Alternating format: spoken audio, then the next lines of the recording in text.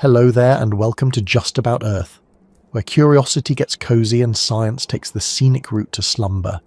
Tonight we're going to settle into a question that has quietly followed human imagination for generations, though it doesn't always make the headlines or the textbooks. What if the very first civilization on Earth wasn't here when we arrived?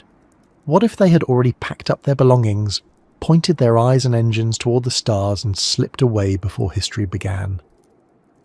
It's a thought that sounds like it belongs in a dusty science fiction paperback, or maybe whispered between stargazers on a long night, but the more you sit with it, the more intriguing it becomes. Imagine for a moment that humanity isn't the first to call this planet home. We're used to thinking of ourselves as the pioneers, the explorers, the experimenters who push out into the unknown. But what if we're actually inheritors? What if there was once a civilization before us? One that gazed at the same moon, felt the same winds, drank from the same rivers, and yet chose a path we haven't yet fully dared to follow. They left Earth behind. It's a question that doesn't demand proof to be worth pondering. It's one of those rare ideas that opens a door in the mind. You don't need evidence to walk through it. You only need the willingness to wonder. Before we set off together on this quiet exploration, I'd like to pause and ask you something simple. Where are you listening from tonight? And not just the place, but the moment. Is it late evening and you're winding down after a long day? Is it early morning where you are? The light just starting to climb the walls? Maybe you're somewhere in between, resting, waiting, passing the time. Wherever you are, whatever the hour, that's the spot we'll begin from. A small corner of Earth, connected across countless others, sharing this strange possibility that we are not the first. If you find this journey soothing, thought-provoking, or even just a gentle background as you let the day melt away, it would mean a lot if you gave this little corner of calm a like, or maybe subscribed, so that others who need a quiet space for curiosity might find it too. But no rush, no pressure. We're not here to count minutes or chase after numbers. We're here to simply lean into the question together. Now that we've set our pace, let's take the first step. The idea of another civilization leaving Earth isn't as far-fetched as it might sound. After all, we ourselves talk constantly about the possibility of leaving. Space agencies plan for Mars missions. Scientists imagine colonies under domes on icy moons. And entire industries speculate about mining asteroids for resources. We frame it as something in the far future, something for grandchildren or great-grandchildren to attempt. But what if that story has already played out once before? If another species, or even an earlier version of us, had looked at the same sky and decided not to wait? The first thing that strikes most people when this idea is raised is, where would they go? The universe, after all, is vast and hostile. Planets are rare, stars are scattered, distances stretch beyond comfort. But maybe those aren't the right questions to start with. Maybe the first question is simply, why leave at all? Why turn away from oceans, forests, and fertile fields? Why trade the comfort of rivers and rains for the cold silence of space? And yet, if we listen closely to ourselves, don't we already know the answer? Curiosity, survival, ambition. All the same drives that tug at us today might have tugged at them long ago. Somewhere in the silence of deep time, it's not impossible to imagine a people who mastered their world and looked up, realizing mastery wasn't enough. Maybe they saw signs of disaster, changes in climate, shifts in resources, or cycles of extinction that we now dig up as fossils. Maybe they felt the same fragility we sometimes sense when we hear about asteroid impacts or supervolcanoes or the distant hum of a star eventually burning out. Maybe they simply grew restless, the way humans do when a horizon is too familiar for too long. The reasons could be many, but the impulse is familiar. And so, we begin to picture them. Not in detail, we can't know their faces or their languages or their tools, but in outline. A civilization that built, dreamed, experimented, and finally reached a threshold we have not yet crossed. The threshold of leaving Earth not for a quick orbit or a brief landing, but for good. To them, it might have been a necessity. To us, it looks like an unimaginable feat. But then again, think about how much of what we consider normal today would have looked unimaginable to our own ancestors a few hundred years ago. Talking across continents instantly, flying through the skies faster than birds, carrying entire libraries in a small device in your pocket. If technology can leap forward so quickly in the span of centuries, what might it have done over tens of thousands of years, or even longer? There's another thought to hold gently in the back of the mind. If such a civilization did exist and did leave, what remains of them here? Perhaps nothing. Perhaps only the faintest traces buried so deep in the earth, or in myth, that we can't see them clearly. But sometimes people wonder about the oldest stories humans tell, the ones that describe gods descending from the sky, teachers who came from above, or ancestors who returned to the stars. We usually read those tales as symbolic, poetic, or imaginative. But once in a while, when we're already thinking about lost civilizations, the possibility slips in. What if those stories weren't only stories? What if they were the faintest memory of a departure witnessed but not fully understood? Of course, most scientists would raise an eyebrow at the idea. There is no evidence, no fossils of starships, no bones that belong to strangers. Archaeology, geology, paleontology, all of these tell a story of Earth that we piece together slowly, patiently. And yet, those same sciences remind us that Earth is very good at erasing. Entire mountain ranges rise and fall. Continents drift. Oceans open and close. If a civilization had existed millions of years ago, how much of it would survive for us to find? Perhaps only fragments. Perhaps only silence. And silence is exactly what we have, which makes the wondering all the more tempting. And so, as we sit here together, letting the edges of the day soften, it's worth asking ourselves not whether the story is true, but whether it's worth considering. Because in thinking about it, we also think about ourselves.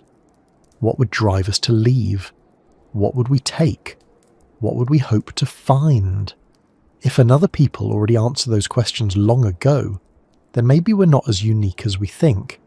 And if not, if we are the first, then maybe we're standing on the edge of a path they never took. Either way, the wondering itself connects us to something larger than daily routines or ticking clocks. You don't need to decide right now what you believe. The beauty of questions like this is that they don't insist. They just linger, softly, waiting for us to pick them up when we're ready. Like an old book on a shelf or a star on the edge of vision. You can let the idea sit quietly in the back of your mind. Maybe it will drift into your dreams tonight, reshaping the way the stars look when you next see them, and that's how we'll begin. With a quiet greeting, a shared curiosity, and an open space to explore what it might mean if the first to walk this earth were also the first to leave it. If you close your eyes and picture the earth not as we know it today, but as it might have been tens of thousands or even millions of years ago, you might find it difficult to imagine cities or machines hidden in that deep past. We're taught that humans have only been building societies for a short stretch of time, that before us there were scattered bands of hunter-gatherers, and before them, creatures who shared only fragments of our shape. The story we carry in schoolbooks begins not too long ago, with fire, farming, and villages that slowly grew into towns. And yet, when we step back and look at the scale of the planet, the age of the rocks, and the length of time life has existed here, the human story feels small, a tiny flicker in an enormous night. Somewhere inside that long darkness, it isn't so hard to imagine another flame once burned, briefly or brightly, and then went out or went elsewhere. The idea of a lost civilization is usually dressed in myths and conspiracies when we first encounter it. People talk about Atlantis, about Lemuria, about golden ages that sank beneath the seas or vanished into deserts. These stories mix history with imagination, archaeology with wishful thinking. Most of the time they don't hold up to scrutiny, but they persist because they speak to a deeper possibility, that we are not the first to wonder, not the first to build, not the first to reach. What if one of those old stories wasn't entirely wrong? What if instead of sinking into the ocean or crumbling into dust, the people of an earlier age chose another ending? They looked upward instead of downward, outward instead of inward, and quietly slipped away, leaving us only the faintest echoes. Of course, this isn't the usual way we frame history. Archaeologists dig, geologists drill, paleontologists brush soil from bones, and the evidence builds into a picture of continuity. But continuity isn't certainty.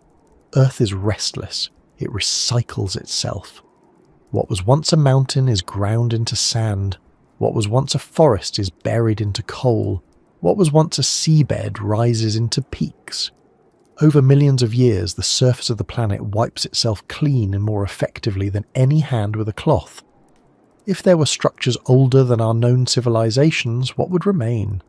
Perhaps only whispers in myths, fragments of anomalies, or curious alignments of stone. To us they might look like natural formations, geological quirks, or coincidences, and maybe that's all they are. But in a question like this, we allow ourselves to lean a little into the possibility that not everything is as straightforward as it appears. Think about the times we've misread our own history. For centuries, people thought Troy was nothing more than a legend, a story told in epic poetry. Then ruins were found that matched descriptions, and suddenly myth became archaeology. For years, Viking voyages to North America were dismissed as exaggerations until a settlement was discovered in Newfoundland. Our certainty about the past often bends when new evidence appears. So when we speak of a lost civilization that might have left Earth, we're not claiming proof. We're simply holding open the space for possibility, acknowledging that the past is vast, and our knowledge of it is still young. If such a civilization existed, it would not have needed to look like us. It may not have been human at all, or if it was, it may have been a branch of humanity that took a different path, one erased from the fossil record by chance, or by the deep patience of erosion and tectonics.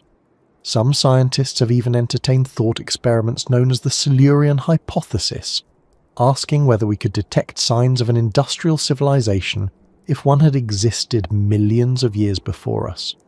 The conclusion was humbling. Not much would survive. Plastics degrade, metals corrode, cities crumble, satellites fall, and in a few million years, even the scars of industry could be swallowed by the Earth. Perhaps only subtle chemical traces in the soil or atmosphere would remain, faint hints that something unusual had once stirred here. But departure adds another layer. If they left, they might have taken much with them. Knowledge, tools, culture, memory, all of it carried away like luggage on a voyage. The Earth we walk today could be, in a sense, their abandoned house, tidied up by nature and repopulated by new tenants who never met the landlords. We could be living in a second-hand home, unaware that someone else once walked these halls and chose to move on. The absence of evidence in that case is not only unsurprising but inevitable. The question then becomes, what would drive a civilization to leave? And how would they manage it? These aren't idle details. They shape whether the idea is remotely plausible. In our own world, the idea of leaving Earth permanently still feels impossibly far. The technology to carry whole populations into space is beyond us, at least for now. But consider the long sweep of time. 1 million years ago, early humans were barely beginning to shape stone tools. 1 million years from now, if we survive, we might shape galaxies. The scale of technological change is not linear but exponential. If a civilization began even a few million years before us, they could have had time to master techniques we can't yet dream of. The departure might not have been sudden or dramatic. It could have unfolded slowly, like migration. A few explorers leaving first, then more following, until only scattered remnants remained. Over generations, the bulk of their people may have lived off-world, leaving Earth gradually, until one day, Perhaps without even noticing the exact moment, the balance tipped and Earth was no longer their home. To us it looks like absence, but to them it might have been continuity. The same way our ancestors once left Africa and spread across the globe. To leave Earth would have been the same, just on a larger scale, and so we return to the whisper of departure. It's not a thunderous event, not a grand spectacle, but a quiet possibility. They didn't vanish in a single night. They didn't leave ruins lit by fire.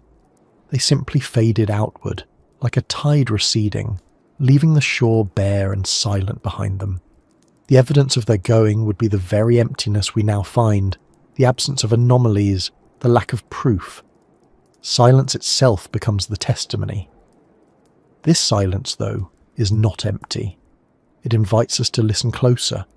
It makes us lean forward, asking, what if?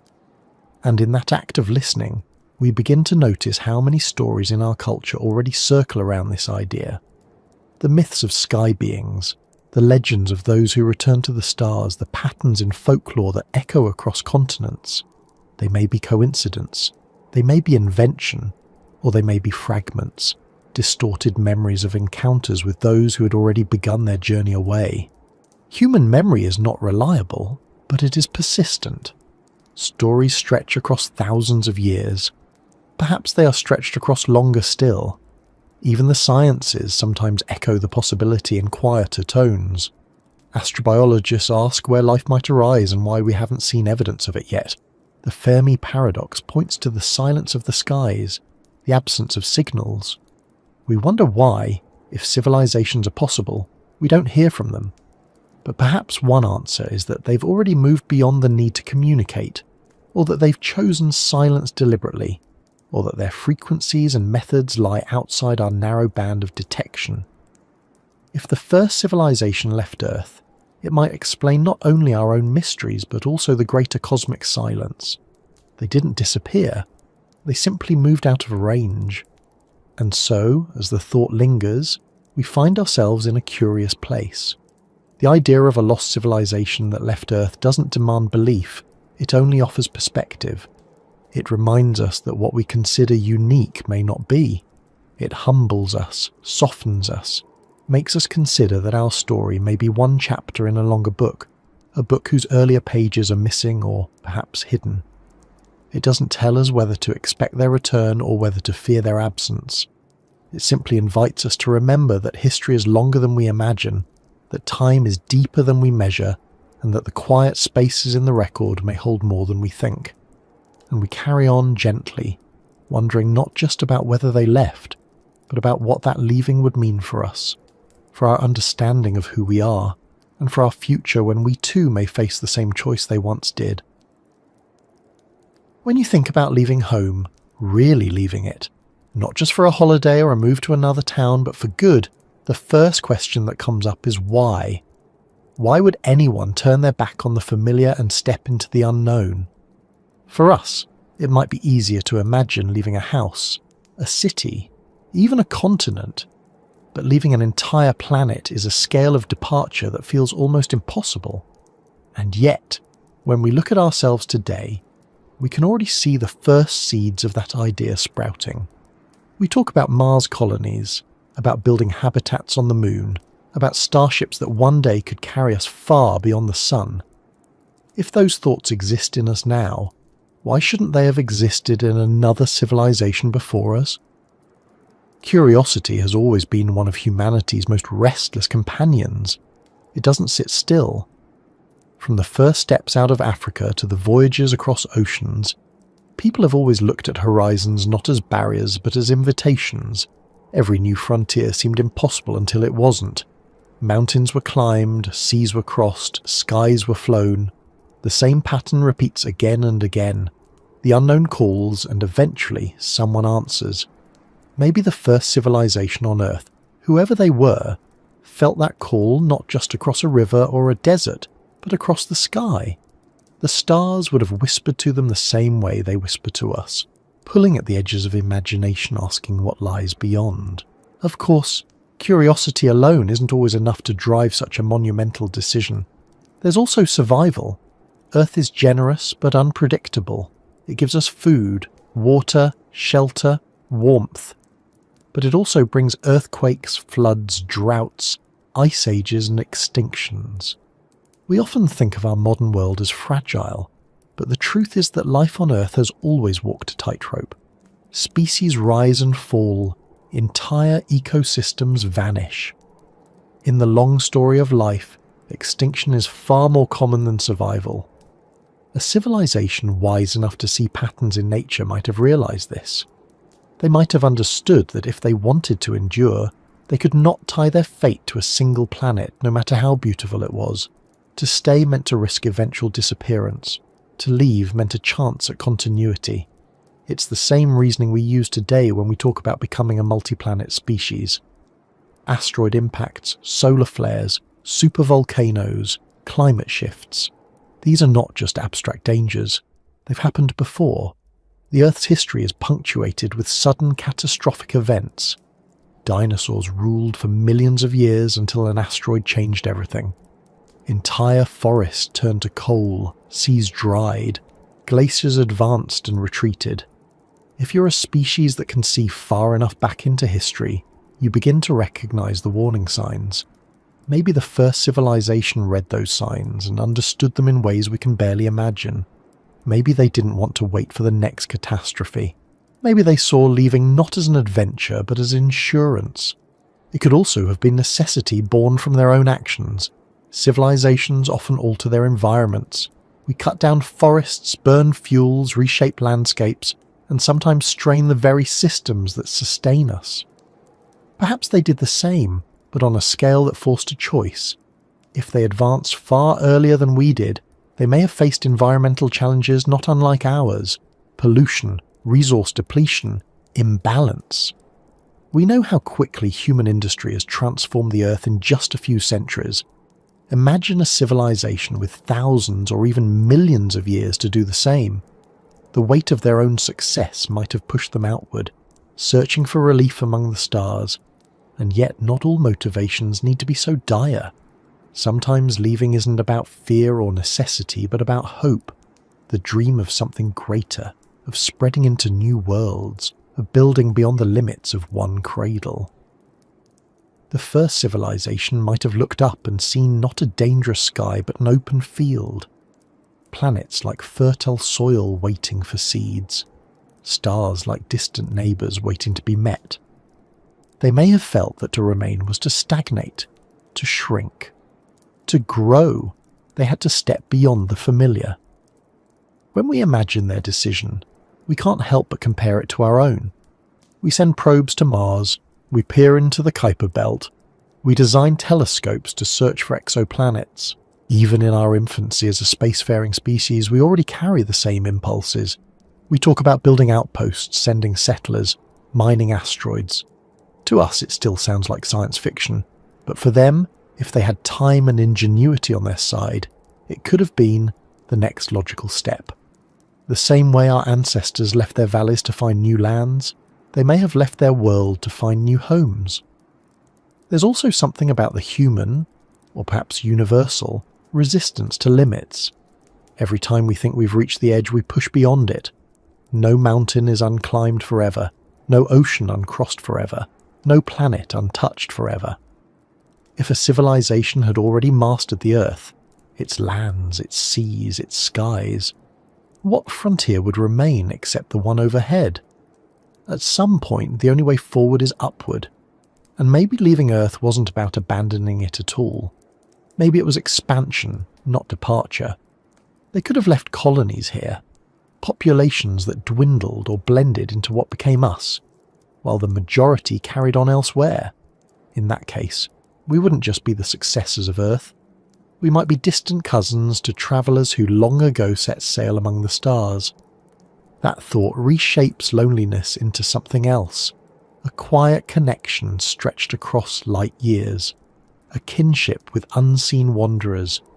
The question of why to leave Earth is the same question we ask ourselves today when we debate space exploration. Some argue it's too expensive, too risky, unnecessary when there are problems to solve here. Others argue it's essential, The only way to ensure long-term survival? The truth is probably both. We need to care for the Earth we have, but also look outward. If we can see that, then surely they could have too. The reasons would have been similar: curiosity, survival, hope, ambition. Motivations don't change as much as we think. They're as old as life itself. It's worth remembering that leaving doesn't mean rejecting. If they loved Earth as much as we do, perhaps leaving was bittersweet. Perhaps they carried reminders of it with them. Plants, animals, stories, memories. The way settlers once carried seeds to new continents, they might have carried fragments of Earth to seed elsewhere. Every step away may have been filled with longing, with the ache of distance, but also with the thrill of possibility. That tension is part of what makes the idea feel real. To leave Earth would not be easy. It would be an act filled with both sorrow and joy, both necessity and choice. When you put all of this together, the picture becomes less outlandish. A civilization that saw danger in staying, opportunity in leaving, and curiosity in every horizon might well choose to step into the stars. The decision in the end is not so foreign to us. It's the same decision we face in our own future. When we talk about Mars, when we imagine starships, when we dream of exploring beyond the solar system, we're asking the same question they may have already answered: why leave home? And the answer, as always, is because sometimes leaving is the only way to truly continue. And so the idea of their departure becomes less like a fantasy and more like a mirror. In wondering why they left, we begin to understand why we might one day do the same. Curiosity pushes, survival demands, hope invites, and somewhere in that mixture lies the quiet courage to step away from everything familiar, to trust that what lies beyond is worth the risk. When people first began to look upward, long before telescopes, satellites or star charts, the sky was not just decoration. It was information.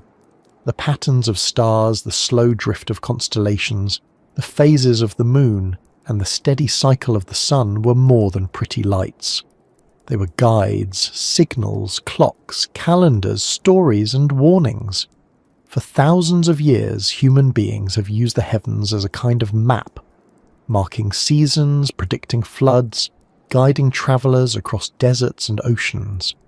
If even we, a young civilization still rooted mostly to one planet, can do this, imagine what the first civilization might have seen when they looked upward with sharper eyes, perhaps with minds more advanced or tools more refined. The stars don't just sparkle, they move in patterns you can measure. The Earth's tilt creates seasons. The moon pulls tides with its phases. The Milky Way arches across the night as a shimmering river.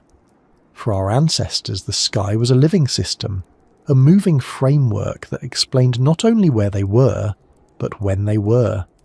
And if you notice carefully enough, the sky reveals more than just local rhythms. It hints at the larger structure of the universe, at other worlds circling other suns. For a civilization driven by curiosity or survival, the sky would not just be a mystery, it would be a roadmap. Consider how early human cultures used the stars. Polynesian navigators read the positions of constellations to travel across thousands of kilometers of open ocean without compasses. Egyptians aligned pyramids to Orion's belt and tracked the rising of Sirius to predict the flooding of the Nile. Ancient Chinese astronomers kept meticulous records of eclipses, comets, and novae, noting each change in the sky as though it were an entry in a cosmic diary. In Mesoamerica, Maya scholars constructed calendars of staggering precision, predicting planetary cycles with a mathematical accuracy that rivals modern calculations. These are all fragments of what humans have done in just the last few thousand years. A first civilization with hundreds of thousands, or even millions of years to study the heavens could have built maps far beyond anything we know. It's possible they looked at the stars and did not see distant, unreachable lights, but potential destinations. When you live long enough under the night sky, you notice more than patterns. You begin to suspect other places. planets drifting like wanderers around their stars, moons circling like companions, comets sweeping like messengers. If their minds were tuned to exploration, each point of the light might have been a marker not just in myth, but in a real itinerary, a set of future journeys waiting to be made. The sky also offers another kind of information, the passage of time across vast scales. Stars shift their positions over millennia due to precession, a slow wobble in the Earth's axis. If you're watching carefully, you'll notice that constellations don't stay exactly the same forever. A civilization with patience would have observed these shifts and understood that the universe itself was not fixed, but moving. That knowledge alone might have been enough to stir a new kind of curiosity. If the stars change, then perhaps we can change too. If the heavens are in motion, maybe we should be as well. We often think of ancient stories about the stars as symbolic, but they may have been more practical than we realize. A myth about a hunter chasing animals across the sky is also a seasonal calendar for hunting on Earth. A story about a goddess descending from the heavens might double as a reminder of when a particular star rises. For a lost civilization, such myths might have encoded far more complex knowledge. They could have woven navigation charts into their folklore, hiding practical instructions in stories that lasted long enough to be remembered even after tools and texts were gone. What remains for us might be fragments of that knowledge, stripped of context, retold as legends. We might be reading the afterglow of maps that once guided people not only across seas but across space. And then there's the question of how much they could have known about the planets themselves. Even without telescopes, you can see that certain lights move differently. The Greeks called them wandering stars, planets that shift against the backdrop of fixed constellations. Mars grows bright and red, then dims.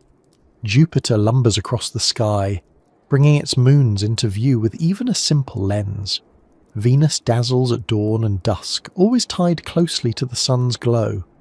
With time and patience, a careful observer can figure out their cycles, predict their returns, and sense their distances. If the first civilization studied them with sharper instruments or longer patience, they might have known much more.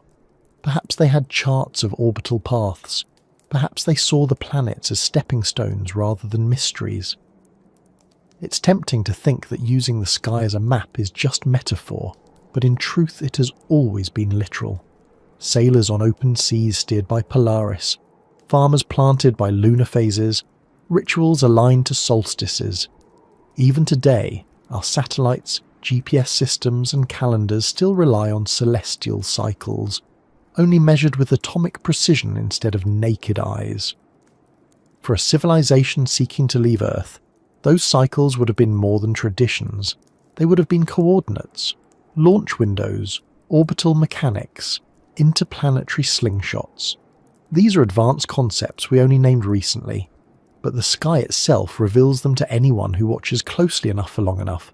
Imagine them sitting under the same stars we see, charting their movements, marking their rhythms, and slowly realizing that these weren't just lights, but directions.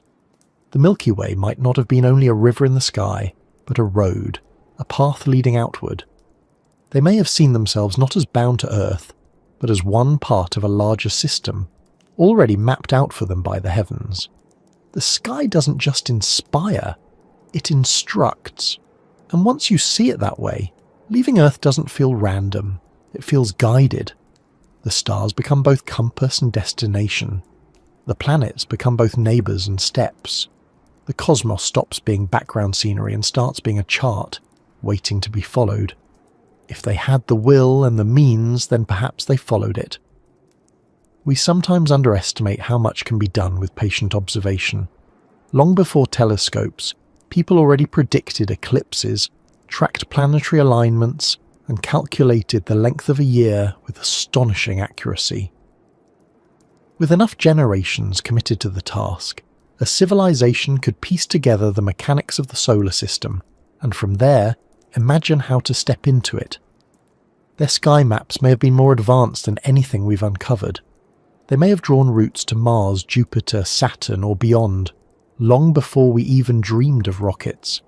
Even today, when we send probes to other planets, we rely on the same principles. We time launches to take advantage of planetary positions. We use gravity assists, slingshotting around planets to gain speed. We map trajectories with the same sky that once guided shepherds and sailors. The only difference is scale and precision, which means that if they once looked up and saw what we see, the path was there waiting. The only question was whether they chose to follow it, and that brings us to a quiet realization. If a first civilization did exist, and if they chose to leave, the sky may have been their most important teacher. Every pattern, every cycle, every shift in light would have been part of a curriculum that prepared them for departure. The heavens would not have been distant, they would have been home, extended outward. Looking up would have meant looking forward. The thought lingers, doesn't it? That every time we look at the stars today, we may be tracing not only our own possible future, but their actual past. That their eyes once followed Orion, or counted the moons of Jupiter, or marvelled at Saturn's rings. That for them, the sky was not just a wonder, but a map, and that they used it to chart their way into the unknown. And as we lie beneath it now, listening, resting, wondering, the same map is still there, unchanged, waiting for whoever chooses to follow it next. If we're going to picture the first civilization leaving Earth, we can't help but wonder what they left in. No departure is possible without vessels, no journey without some form of transport. When we think of ships today, we picture rockets, sleek capsules wrapped in metal, engines blazing with controlled fire that push a fragile cargo into orbit. But those are the ships of our time. Theirs would not have looked like ours. They may have seemed strange to us, unrecognisable even, built from materials we wouldn't expect or powered by forces we don't yet know how to harness. Still, to imagine them, we have to begin somewhere, and the most natural place to begin is with what we know. Our earliest ships on Earth weren't machines of fire and steel. They were rafts and canoes, hollowed logs pushed across rivers, stitched hides stretched over frames, stones balanced carefully to carry fire from one shore to another. The first ocean crossings didn't depend on engines but on patience and courage. Maybe their spacefaring craft weren't so different in spirit. They might not have looked like shining rockets from a science fiction illustration, but more like extensions of what they already understood. Perhaps vast, heavy structures, slow but steady, built not for speed but for endurance. In a sense, ships of stone, not literally carved from granite, but immense, durable, designed to last across generations rather than minutes. It's easy to think of rockets as the only way into space, but rockets are really just one solution among many. They work for us because we're at the beginning of our journey, impatient, still fumbling with chemistry and engineering. For a civilization older or wiser, their ships might have been entirely different. Some scientists today talk about space elevators, tethers stretching from Earth's surface to orbit, allowing materials to climb like freight along a railway into the sky. Others imagine giant railguns or launch loops that fling cargo upward without fuel. These ideas seem distant to us, but if they're already sketched in our notebooks, perhaps the first civilization built them long ago. To us it would look like magic. To them, it would have been infrastructure. And then there's the fire. Every journey into the heavens has begun with fire. Fire lifted the first hot air balloons. Fire boiled the engines of steamships. Fire roars beneath every rocket that leaves Earth today. Perhaps their technology too began with fire, controlled explosions, chemical reactions, plasma jets, or something more refined but still carrying that same essence of concentrated energy, unleashed in a single direction. Fire that does not consume but carries. Fire not bound to wood or coal but drawn from deeper sources, fission, fusion, or perhaps something we don't yet have words for. To us it would look like miracles. To them it may have been simple utility. It's possible they did not rely on rockets at all. They might have mastered nuclear propulsion, harnessed magnetic fields, or tapped into antimatter. These are ideas we whisper about today in speculative physics papers, concepts with sketches and equations but no working models. Imagine if they had the time and patience to build them. A ship powered by fusion could burn as long as a star, travelling not in bursts but in steady acceleration. A craft built with shielding of unimaginable strength could endure the slow passage between stars, carrying its people as though in a moving city. The sky itself might have been filled with vessels not unlike floating islands, drifting outward bit by bit, never rushing but never stopping. Some imagine ships that are alive in some sense, not built of metal but grown. Biological vessels shaped the way we shape plants or animals. If they had knowledge of genetics or bioengineering far beyond ours, maybe they created living ships, self-repairing, able to recycle resources endlessly. A forest in space, guided and steered, carrying its caretakers with it. To us it would sound like fantasy. To them it might have been the obvious choice. A ship of stone for strength, a ship of fire for power, a ship of life for continuity. We can also think of scale. Our rockets are small, cramped, uncomfortable. They are designed for short trips.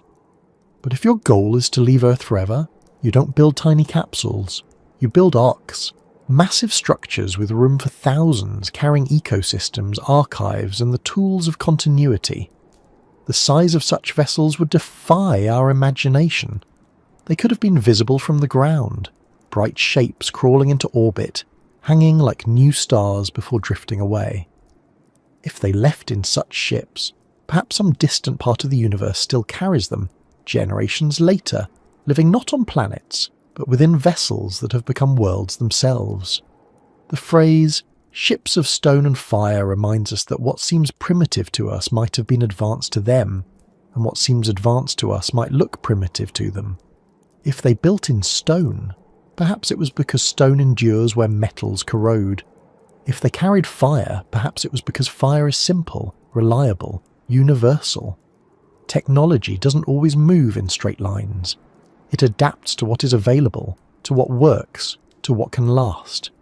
Their ships may have looked ancient to our eyes, like floating fortresses, while being far beyond anything we could build. There's also the question of secrecy. If they left, how did they do it without leaving traces we can clearly see? Perhaps their ships were designed to vanish, to break apart, to recycle themselves into dust once their mission was complete. Maybe they took their launch platforms with them, or buried them deep, or disguised them as natural formations. If the Earth is good at erasing history, a civilization might have helped it along, ensuring that nothing obvious remained. From our perspective, the technology seems invisible. From theirs, it might simply have been well hidden. When we look at our own path into space, we see how many false starts and failures accompany each success. Rockets explode, probes go silent, missions fall short. But over time, progress accumulates. If they had far longer than we have, their failures may have been forgotten, their successes refined into stability. They could have built craft that no longer depended on fragile engines or risky launches, but instead used methods so reliable that leaving Earth became routine. For us, it is an extraordinary event. For them, perhaps it was as ordinary as setting sail across a bay. And once they left, their ships may have taken on new identities. Not just vehicles, but homes, places where generations lived and died, where memories accumulated. To leave Earth in such ships would be to create a moving civilization, one that carried its culture, its knowledge, its traditions across space. These ships of stone and fire may not have been temporary at all. They may have been the first true worlds of that people, the cradles from which they spread into the cosmos. When you try to picture them, don't think only of rockets and engines. Think of floating forests, glowing arcs of plasma, vast rotating cylinders generating gravity through motion.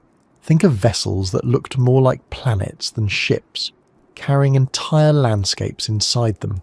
Think of machines that were less like vehicles and more like ecosystems, alive in their own way, designed not just to move, but to last.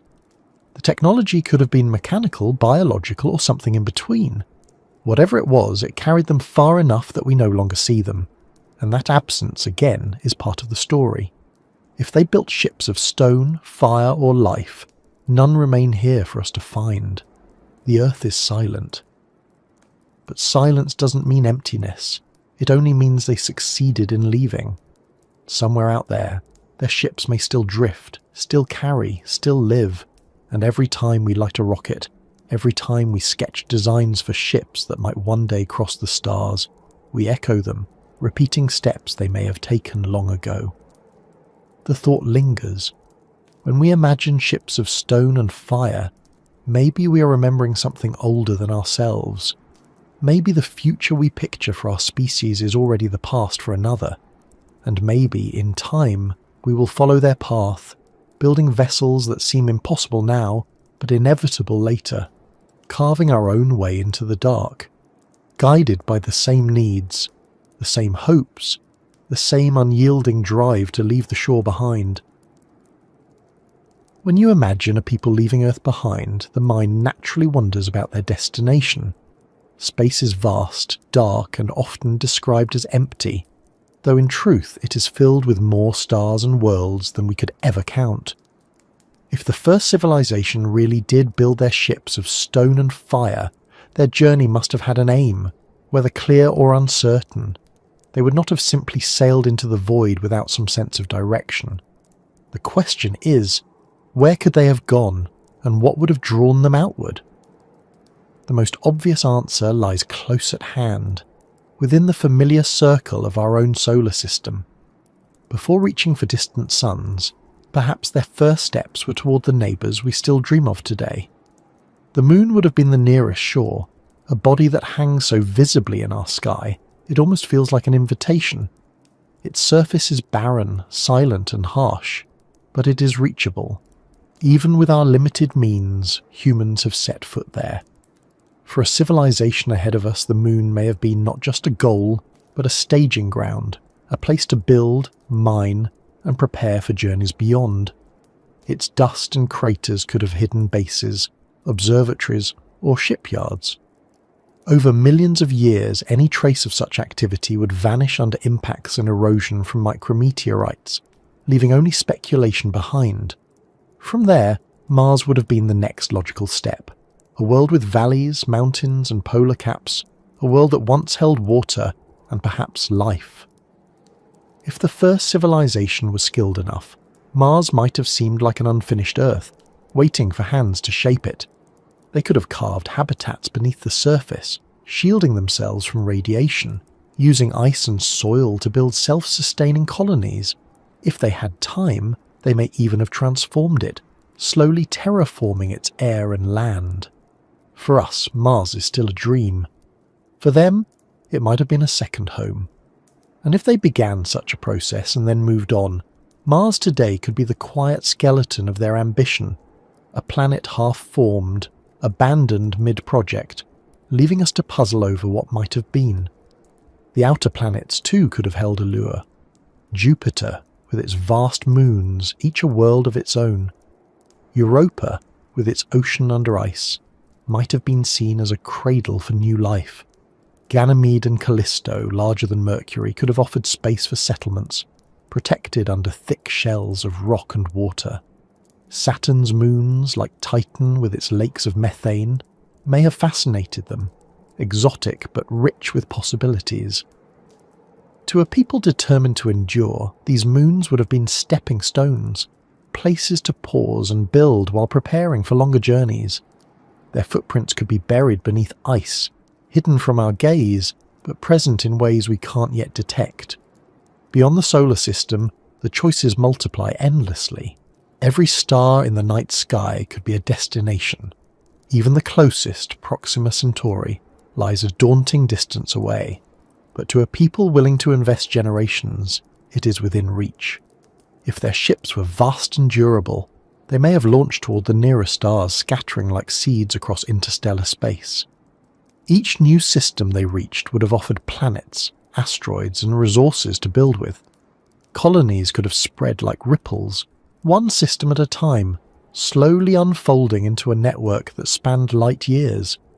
If that happened, then somewhere out there, perhaps not far by cosmic standards, there may still be descendants of that first departure, living in places we have not yet learned to see. But what would they have been searching for? Survival alone might explain it, but perhaps there was more. Maybe they sought a planet like Earth, a twin world where they could rebuild what they left behind. Astronomers today search for such exoplanets, scanning starlight for signs of atmospheres, water, or chemical fingerprints of life. We've already found thousands of planets orbiting distant suns. A first civilization might have done the same with their own tools, mapping the sky not just as myth but as opportunity. With enough patience, they could have chosen carefully, targeting only the most promising worlds. If they succeeded, then out there, orbiting another star, there might be a planet where their cities still stand, where their descendants still walk, carrying with them the memory of an Earth they no longer visit. It's also possible their goals were less specific. Some journeys begin not with a destination, but with the simple desire to move, to wander, to see what lies ahead. If their culture valued exploration as highly as we value permanence, they may not have needed a clear target. The act of leaving, of expanding, could have been enough. Their ships may have drifted generation after generation, becoming self-contained worlds that no longer sought planets at all. Instead, they could have lived among the stars themselves, building habitats from asteroids, turning the raw material of space into homes. This vision is not unfamiliar to us. Engineers talk about O'Neill cylinders, giant rotating structures that simulate gravity. Science fiction imagines Dyson spheres, colossal frameworks that harness the energy of entire stars. For us, these are dreams. For them, they may have been realities. If so, their footprints are not on planets, but scattered in space, hidden among the stars like pearls too faint for us to see. There's another possibility, one both simple and unsettling. What if they left, but not far? Perhaps they built stations in orbit, cities that circled Earth long after their departure, eventually drifting or falling silent. Over millions of years, such structures would decay, crumble, or crash, leaving little behind. But if some fragments remain, buried in the upper layers of atmosphere or hidden on distant moons, they may one day be uncovered. If we find something like that, it would not just be a footprint among the stars. It would be a reminder that the stars begin closer than we think, just beyond our own sky. We might also consider that their departure wasn't uniform. Not everyone may have gone. Some could have stayed behind, choosing the familiarity of Earth, blending back into its rhythms while others sailed outward. If that's true, then perhaps traces of their knowledge, their stories, even fragments of their identity lingered here, passed down, transformed, and eventually woven into our own. We may carry echoes of them not in ruins, but in our own cultures, in the myths that speak of sky beings, in the stories that imagine returns from the stars. Their footprints could be hidden not in stone or soil, but in memory. As we ask where they might have gone, we also notice how much this question mirrors our own. When we imagine humanity leaving Earth, we talk about many of the same destinations: the Moon, Mars, the outer planets, exoplanets, generation ships, orbital habitats. We are, in effect, rehearsing their choices. We follow the same logic: start nearby, then expand outward, then eventually scatter. It's humbling to think that our dreams may be shadows of their achievements, that our speculations may be echoes of their history, and so we find ourselves staring at the sky differently. Each star becomes a question, each planet a possibility, each patch of silence a reminder that if they did leave, they could be anywhere, everywhere, or nowhere near. The footprints among the stars may not be obvious. They may not be visible in telescopes or detectable in signals. They may only be felt in the quiet thought that we're not necessarily first, and not necessarily alone. The stars we see tonight are the same stars they would have seen. The constellations may have shifted slowly, but the light remains. carrying with it the same promise of destinations. For them, the stars were not unreachable. They were maps, markers, places to go. For us, they still are. And as we sit beneath them now, listening, imagining, we might be retracing steps already taken, following footprints that stretch into the dark, still visible in ways we don't yet recognize. If there truly was a civilization before us, one that lifted itself into the sky and stepped out into the greater universe, then the question follows almost immediately. Why don't we hear from them? Why don't we see signals crossing the dark or machines lingering in orbit, or even some kind of message meant for us? A note left behind like a key under the mat. The silence is striking. For a species like ours, used to noise and chatter, silence can feel like absence. But is it? Or is silence sometimes its own kind of communication? We've been listening to the cosmos for decades now, straining our instruments for the faintest signal that might carry proof of intelligence elsewhere. Radio telescopes sweep the sky. Arrays and satellites look for anomalies in light and energy. And yet, across all that listening, we found nothing conclusive. No greetings, no beacons, no signals strong enough to erase all doubt. The universe hums with natural sounds, the hiss of background radiation, the flare of pulsars, the whisper of galaxies spinning, but no clear voice calls across the void. Some call this the Great Silence. Others call it the paradox of expectation. If civilizations arise, why don't they speak? Now imagine that the first civilization was once here, on this very planet, and they left. The silence becomes sharper. If they began on Earth, wouldn't we expect to find some sign? If not structures, then signals? If not signals, then traces in myths, codes, artifacts or instructions. But instead we hear nothing. Nothing but the quiet rhythm of our own lives. The turning of Earth, the distant hum of stars. That absence could mean many things, and each possibility tells us something different about them, and perhaps about ourselves. One explanation might be that they simply chose not to speak. Silence could have been deliberate. Perhaps they understood that contact across the stars is dangerous. Perhaps they knew the risk of being heard by unfriendly ears, or they valued their own privacy, or they believed each civilization must walk its own path without interference. Silence might have been a kind of respect, leaving space for others to grow without guidance or influence. If they saw themselves as caretakers or guardians, they may have known that to speak would alter us, and so they withheld their voice. Another explanation could be that we are not listening in the right way. Our methods of communication are specific, tied to radio waves, narrow bands of light, bursts of energy we know how to detect. But a civilization millions of years older than us might have used entirely different methods. They might have moved past radio, past signals, past technologies we can even imagine. To them, our ears may be tuned to silence, while their voices are too high or too low for us to catch. Imagine a whale calling in the depths of the ocean, while we stand on the shore with microphones pointed at the sky. The sound is there, rich and powerful, but we have no way to hear it. Silence, in that case, is not the absence of communication, but the absence of comprehension. It could also be that distance itself has swallowed their voices. Even at the speed of light, signals take years, centuries, millennia to travel between stars. If they left long ago, their messages might still be in transit somewhere between us and them, not yet arrived or long since passed. We may be living in a gap, a quiet interval where the echoes haven't reached us. Or perhaps the signals have faded, dissipated, or been distorted by time and space.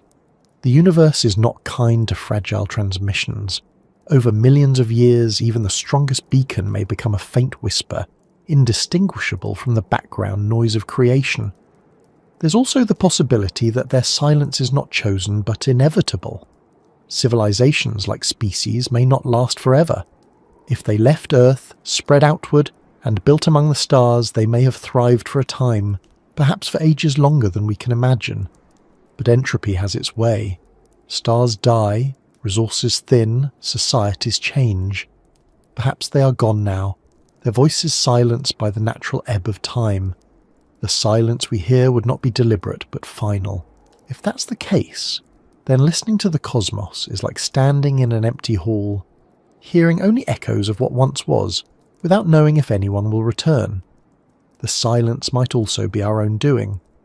It's possible that we've found traces without recognizing them, dismissed signals as noise, overlooked anomalies as errors. Our instruments are limited, our attention span short. A civilization capable of leaving Earth might have left messages all around us, in patterns of light, in cosmic structures, in the very chemistry of life, and we might simply not know how to read them. Silence in this sense could be an illusion, a misunderstanding of what communication looks like when it is written on a scale larger than we are used to. And then there's a more haunting possibility. What if they didn't want to be remembered at all? What if departure was not only physical but intentional erasure? They may have wiped their traces, dismantled their machines, buried their knowledge, and left Earth clean, ready for whatever came next. To them, silence might have been part of the plan, a way of leaving no distractions for those who would follow. In that case, this silence is not absence but design. We were never meant to hear them, never meant to know they existed. Whatever the reason, the silence shapes us. It makes us wonder. It keeps us searching. It sharpens our sense of mystery. Sometimes silence is not a lack but a gift, a space where imagination can breathe. If they were out there, and if they are still out there now, perhaps they know this. Perhaps they understand that silence invites us to listen, to learn, to prepare, in ways that noise never could. Think of how silence works in our own lives. A pause in music creates anticipation. A moment of quiet in conversation deepens meaning. The silence of a night sky makes the stars shine brighter. In the same way, the silence of the universe may make our search more profound, our discoveries more precious. If the first civilization left Earth and left no sound behind, they may have done us an unintended favour, giving us the chance to rediscover curiosity for ourselves, rather than handing us answers. And so, we listen. We build bigger telescopes, sharper detectors, faster computers, all in the hope that one day the silence will break. Maybe it never will. Maybe that's the point. But in the waiting, in the absence, in the quiet stretching between us and the stars, we learn something about patience, about humility, about the scale of time and possibility. The silence is not empty. It is filled with potential. The first civilization, wherever they are or were, might not hear us either. Perhaps they too once strained for signals and found none.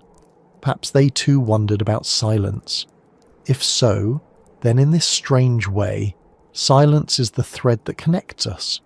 We listen, they listened, and somewhere in that listening we are not so different. When history leaves no artifacts, when the soil yields no tools and the rocks give no buildings, sometimes the only places left to look are in the stories people tell. Myths and legends have always been with us, drifting across generations like shadows that never fully fade. They are not textbooks, not reliable records in the way we'd like them to be, but they are sticky. They cling to memory. And sometimes, hidden among their exaggerations and symbols, there are fragments of truth that reach farther back than we expect. If there really was a civilization before us, one that looked to the stars not just as symbols but as destinations, it's possible that the only evidence left behind is not carved in stone but whispered in stories, passed down until the original meaning blurred into myth. Every culture on Earth has sky stories. Some tell of gods who came down from above. Others tell of ancestors who rose into the heavens. Many describe battles in the sky, chariots of fire, thunderbirds, or beings who taught humanity secrets before departing again. The patterns repeat across continents, across centuries, across languages that never touched one another. To most scholars, these are symbols of natural phenomena, attempts to explain lightning, comets, eclipses, or the vast unknown above. And perhaps that's all they are. But if we open the door to another possibility, we might wonder whether these stories are the faint echoes of something real, encounters with those who had already learned to step into the sky, and who left behind not monuments but memories. Think about how oral tradition works. A single story, told again and again, can survive for hundreds of generations. Details change, embellishments grow, but the core endures. Scientists studying Aboriginal stories in Australia have found that some tales preserve memories of landscapes as they were more than 10,000 years ago, describing coastlines that are now underwater after sea levels rose. That's not imagination. That's history carried in story. If memory can stretch that far in human cultures, then how much further could it stretch if it carried echoes of something more extraordinary, like the sight of machines in the sky, or teachers who came from beyond? Over millennia, the stories could have softened into myth, their literal truth forgotten but their shapes remaining. Consider the legend of Atlantis, spoken by Plato, said to have been a great civilization that vanished into the sea. Scholars usually interpret it as allegory, a story meant to illustrate pride, hubris, or the fragility of society. But stories of lost civilizations appear in many places. Flood myths, sunken kingdoms, golden ages cut short. Could they be cultural memories of something older? Perhaps not a city swallowed by water, but a people swallowed by the sky? The sea and the stars both represent vast, unreachable frontiers. In story, the two sometimes blend. A civilization disappearing into one may be an echo of departure into the other. In Mesoamerican traditions, the gods are often described as coming from the heavens, teaching agriculture, writing, astronomy. The feathered serpent Quetzalcoatl departs with a promise to return. In ancient Sumerian myths, beings known as the Anunnaki descend from the skies and interact with humanity. In Polynesian lore, great navigators are said to have been guided by star beings. Across the world, the sky is not empty. It is filled with characters who descend, instruct, and then vanish upward again. The pattern is striking, and while it may well be the work of imagination, it also leaves room for speculation. If a civilization once left Earth, might they have also returned briefly, or left behind fragments of themselves, inspiring stories that outlived their presence? Of course, myths also serve other purposes. They explain the unknown, they bind communities, they offer moral lessons. We can't simply read them as history. But even within their symbolism, they may contain fragments of observation. A story about a fiery chariot might be a way of describing a streak across the sky, a comet or meteor, or perhaps something technological. A tale of sky gods might be a way of interpreting contact with outsiders. Myths work like palimpsests, layers written over one another, carrying both invention and memory. Archaeology usually digs through soil to find layers of history. Here, we dig through story. Even in modern times, stories persist about lights in the sky, strange visitors, unexplained phenomena. Most of these are dismissed as errors, illusions, or fiction, but the persistence is interesting. It suggests that the human mind is always inclined to imagine contact, always inclined to populate the sky with presence. If the first civilization left Earth, perhaps this inclination is more than imagination. Perhaps it is inheritance. We look to the sky with the same reflex they once had, not because it is empty, but because deep down we know it has been occupied before. The challenge with reading myths as evidence is that they are so pliable. You can interpret them endlessly, but that is also their power. Unlike stone tools that wear down or bones that decay, stories adapt, evolve, survive. They can carry meaning across epochs where physical traces fail. Archaeology of the soil can tell us much about what humans did. Archaeology of the sky, through myth and legend, can hint at what humans saw and imagined. And if some of those imaginations were rooted in real events, then we may be holding fragments of the first civilization story without realizing it. Think also about constellations. Different cultures, separated by oceans, often created surprisingly similar patterns from the same stars. The hunter, the bull, the scorpion. Some of these figures may be coincidences, but others may reflect older traditions, shared memories of how the sky was once read. If the first civilization mapped the stars and passed those maps down, later cultures may have inherited distorted versions of them, turning coordinates into characters, navigation into mythology. The sky itself may be a kind of archive, its patterns holding not only scientific meaning but cultural memory that outlived the people who first inscribed it. And then there are the monuments on Earth that align with the sky. Stonehenge markings, solstices, pyramids aligned with Orion, temples oriented to Sirius. These structures are both architectural feats and astronomical tools, embedding knowledge of the heavens into stone.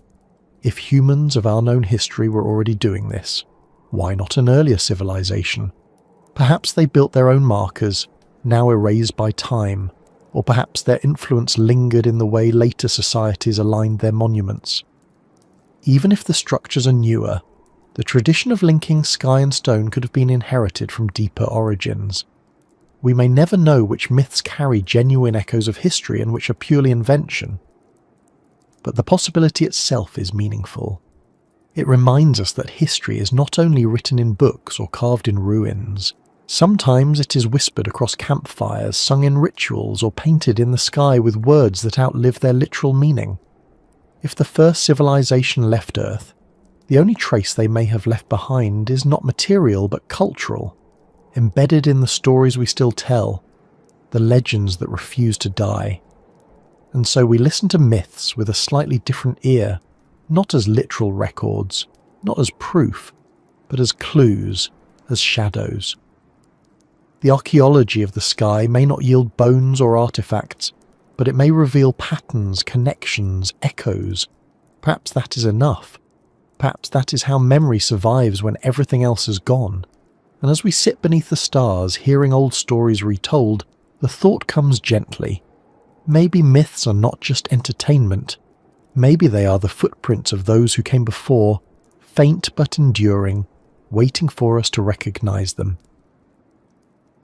If a civilization did rise on Earth before us, one capable of building ships and leaving for the stars, then it's natural to ask whether they might have left us more than silence. Absence alone is intriguing, but humans are always looking for threads to connect, clues to tie the unknown to what we already know. And sometimes, in the quiet corners of thought, the idea surfaces that perhaps they didn't vanish completely. Perhaps they left behind something subtle, something woven into the fabric of our own progress, a hidden blueprint that nudges us forward. When people talk about blueprints, they usually mean detailed plans, drawings, instructions, guides for construction. But blueprints don't have to be literal. They can be ideas, patterns, seeds planted in memory or in culture that grow long after their origin is forgotten. If the first civilization knew they were leaving, they might have worried about what would happen here after their departure. Would Earth stay empty? Would life continue without them? Would another intelligent species eventually rise? Perhaps they wanted to leave a gift, not a monument but a roadmap, so that when the next intelligence awoke it wouldn't start entirely from scratch. It's not such an outlandish thought. Even in our short history we've already begun doing something similar. We send probes into space carrying golden records with music, images and instructions about who we are. We place time capsules in the ground, filled with artifacts meant for future generations. We store seeds in frozen vaults at the edge of the world to preserve biodiversity against disaster. If we're already leaving blueprints for those who come after, why wouldn't they? A civilization far older and wiser might have done the same, leaving behind hints meant not to overwhelm us but to guide us gently, letting us find our way while following paths they already walked. Some people look at sudden leaps in human development, and wonder if they are evidence of such gifts. The invention of agriculture, the rise of writing, the spread of mathematics, the sudden flowering of architecture and astronomy in multiple places at once. To most scholars, these can be explained by cultural exchange, necessity, and the natural progression of human thought. But for those who entertain the possibility of hidden blueprints, these leaps look almost like nudges, as if knowledge was seeded at the right moments, not handed down fully formed, but introduced just enough to grow naturally in the societies that received it. Writing itself is one of the most striking examples. From Sumerian cuneiform to Egyptian hieroglyphs to the scripts of the Indus Valley and China, complex systems of symbols emerged that transformed memory into permanence. Oral traditions could stretch across centuries, but writing made ideas travel across millennia. Some myths even describe writing as a gift from the gods, or from sky beings, or from figures who descended briefly to teach. To us, these are myths. To others, they might be faint memories of contact, of a blueprint handed down. Mathematics tells a similar story. Numbers, geometry, and astronomy appeared in different parts of the world, often with striking sophistication. The Babylonians tracked planetary movements with incredible accuracy. The Maya calculated cycles of Venus that rival modern methods. Ancient builders aligned temples with solstices, designed pyramids with precision that still puzzles us. Were these simply the achievements of brilliant human minds, or were they guided by older patterns, blueprints embedded in culture long before we understood their origins? Even myths themselves could serve as blueprints. A story that survives long enough becomes more than entertainment, it becomes instruction. Tales of floods might remind communities to prepare for rising waters. Legends of fire from the sky might preserve memories of meteor impacts. Stories of beings who descended from above and taught agriculture could encode instructions for farming passed down across ages. If myths were shaped by a first civilization, then perhaps their purpose was practical, to give us tools disguised as stories, lessons hidden in symbols, guidance without explanation. There's also the possibility of more direct gifts. Perhaps they left behind physical blueprints, artifacts, machines, or structures designed to last and to be discovered at the right time. We've yet to find anything we can confirm as such, but the idea lingers. What if some ancient monuments were not only ceremonial but also instructional, encoding knowledge in stone? What if patterns in geometry or astronomy were left deliberately, waiting for us to notice? We often describe ancient wonders as mysteries. The Great Pyramid, Stonehenge, the Nazca Lines. While we can explain much of them, there are always gaps. Could those gaps be intentional? Spaces left for us to fill once we reach the right level of understanding? Some even wonder whether the blueprint lies deeper still, not in monuments or myths, but in us, in our very biology. Could the first civilization have shaped the genetic material of life, leaving behind instructions coded in DNA? It sounds fantastical, but DNA itself is a blueprint, a language of information written in chemical form. We're only beginning to read it. What if, hidden in the spirals of our genes, there are patterns not yet recognized, markers that say we're not only products of evolution but also inheritors of intention? If they had the ability, perhaps they seeded Earth with life designed to eventually rise again, carrying echoes of themselves. In that sense, we wouldn't just be successors to the first civilization. We would be their legacy, their blueprint, walking, thinking, and dreaming. Of course, all of this remains speculation. There is no definitive proof, no artifact we can point to and say, here, this is the gift they left. But speculation itself can be a kind of blueprint too. It drives us to search, to question, to push beyond the obvious.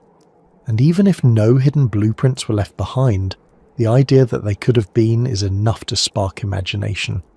Sometimes, the greatest gifts are not answers but questions. Think of how we design technology today. Our devices are filled with layers of abstraction, code upon code, instructions hidden beneath interfaces so simple a child can use them. But somewhere in that simplicity lies complexity, waiting to be uncovered. What if our own civilization has been given something similar? Knowledge wrapped in myths, in culture, in memory, in DNA. Blueprints that look simple until we are ready to peel back their layers and discover more. And so we carry on, building, inventing, discovering. Each new step we take feels like our own. But what if they are also echoes? What if we're walking along paths designed long before us, guided by blueprints we don't even know we're following? The thought is humbling, but also comforting. It suggests that we're not entirely alone, that even in silence, even in absence, we're accompanied by a hand that reached forward across time to steady us. Whether or not that's true, the possibility itself enriches our view of history. It makes us look at myths differently, at monuments differently, at ourselves differently. It makes us wonder whether the first civilization, in leaving Earth, also left something behind. Not obvious, not overwhelming, but quiet, subtle, hidden. Blueprints not of stone or metal, but of story, idea and memory, waiting patiently for us to notice. And maybe, just maybe, we already have. When we look at the night sky, it can feel like a canvas scattered with distant lights, each one unreachable, too far to matter. But over the last century we've learned that those lights aren't just stars. Many of them have planets, and many of those planets may not be so different from our own. The universe, as it turns out, is not barren. It's fertile. It's a garden filled with worlds, some rocky, some icy, some shrouded in gas, some orbiting too close to their suns, others drifting in the cold between stars. The variety is staggering, but what's more staggering still is the sheer number. Billions of stars in our galaxy, billions of galaxies in the observable universe, and around them, planets everywhere, waiting. If the first civilization left Earth, then these planets were their empty fields, the garden they could step into, the soil waiting to be seeded. We tend to think of Earth as unique, a rare cradle for life, and in some ways it is. But astronomers are finding that planets in habitable zones, the right distance from their stars for liquid water, are not rare at all. In fact, they may be common. With so many possibilities, the idea that we are the only world where life has flourished seems less like certainty and more like arrogance. For a civilization ready to leave Earth, the universe would not have looked empty. It would have looked inviting. Each planet a potential home, each moon a possibility, each orbit a chance to build. The cosmic garden would not have been something to fear. It would have been an opportunity. When farmers look at a field, they don't see bare soil. They see what it could become. They see the crops, the harvest, the future it can provide. In the same way, the first civilization may have looked at planets not as barren rocks, but as future worlds. Terraforming is a word we use today for reshaping a planet to make it habitable. Science fiction imagines it, scientists debate it, engineers sketch it in notebooks. But perhaps they did more than imagine. Perhaps they treated the galaxy itself as farmland, planting seeds of life where none existed, reshaping atmospheres, warming frozen ground, cooling overheated skies. If they had the time and knowledge, they might have turned the cosmic garden into a place where they could grow not crops, but civilizations. It doesn't have to mean they made every planet Earth-like. Some may have been adapted only partially, enough for outposts, enough for temporary colonies. Others may have been transformed fully, with oceans, forests and skies thick with air. Some may have been left untouched, natural reserves preserved for their own beauty or their scientific value. Just as we tend gardens with variety, some fields planted, some left wild, they may have approached planets with a similar care. Not every world would need to be inhabited, but every world would have been part of the greater tapestry, part of the garden in which they spread. And if they saw planets as fields, then perhaps they also saw stars as seasons. Some stars burn hot and fast, lives measured in millions of years. Others glow steadily for billions, stable and generous. A civilization thinking on long time scales may have chosen carefully, settling near stars that promised endurance, avoiding those that would flare or fade too soon. They may have planted themselves in places we haven't even looked yet, around dim red dwarfs or golden suns, where stability lasts longer than our species has existed. For them, the cosmic garden would not have been chaotic. It would have been organized, mapped, understood, tended. It's strange to think of planets as waiting. Rocks and gas don't have intentions. But from our perspective, they do seem to wait. They circle their stars year after year, silent, unused. We project meaning onto them because we know what life can do when given the chance. Earth was once just another planet, until life filled it with forests, oceans, and thought. The same could happen elsewhere, if given the right touch. If the first civilization left Earth, then perhaps part of their mission was not only to survive, but to spread life, to seed the cosmos. They may have seen themselves not as wanderers, but as gardeners, carrying with them the means to make barren soil fertile. Even the moons and asteroids might have been part of this. To us they seem inhospitable, too small, too cold, too unstable. But with enough technology, those obstacles could be overcome. Domes, underground habitats, artificial atmospheres, all of these are within the realm of imagination even for us. For them, they may have been practical realities. Every rock, every field, every stone in the garden could serve a purpose, whether as a home, a resource, or a stepping stone on the way to somewhere else. The more you think about it, the more the silence we see in the stars begins to feel strange. If the galaxy is such a rich garden, why don't we see it teeming with evidence of cultivation? This is the heart of the Fermi paradox. If life can spread, why hasn't it spread everywhere? But if we entertain the possibility of the first civilization leaving Earth, the answer might be that it has. It's just that we are latecomers, still standing at the edge of the field, unable to see what has already been planted. The signs may be there, but beyond our instruments, beyond our distance, beyond our understanding. The garden may already be full. We are just too far from its centre to notice.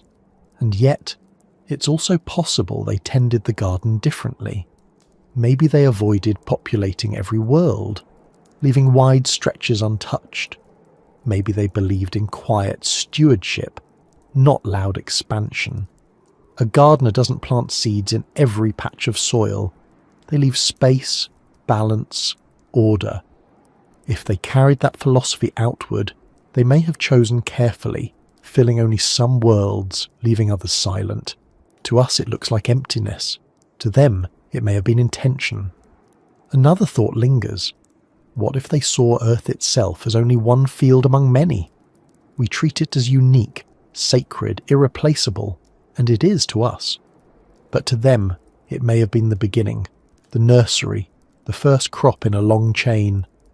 Leaving Earth may not have been abandonment, but expansion into the rest of the garden.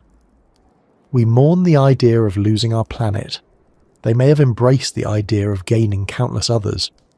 From their perspective, the garden was too vast to ignore. Staying in one field would have been like refusing to walk beyond a single row when acres stretched ahead. And so we find ourselves imagining them not as exiles or wanderers, but as caretakers of a cosmic garden. They left Earth, not because it was unworthy, but because the rest of the universe was waiting, like soil rich with potential, like fields begging for growth.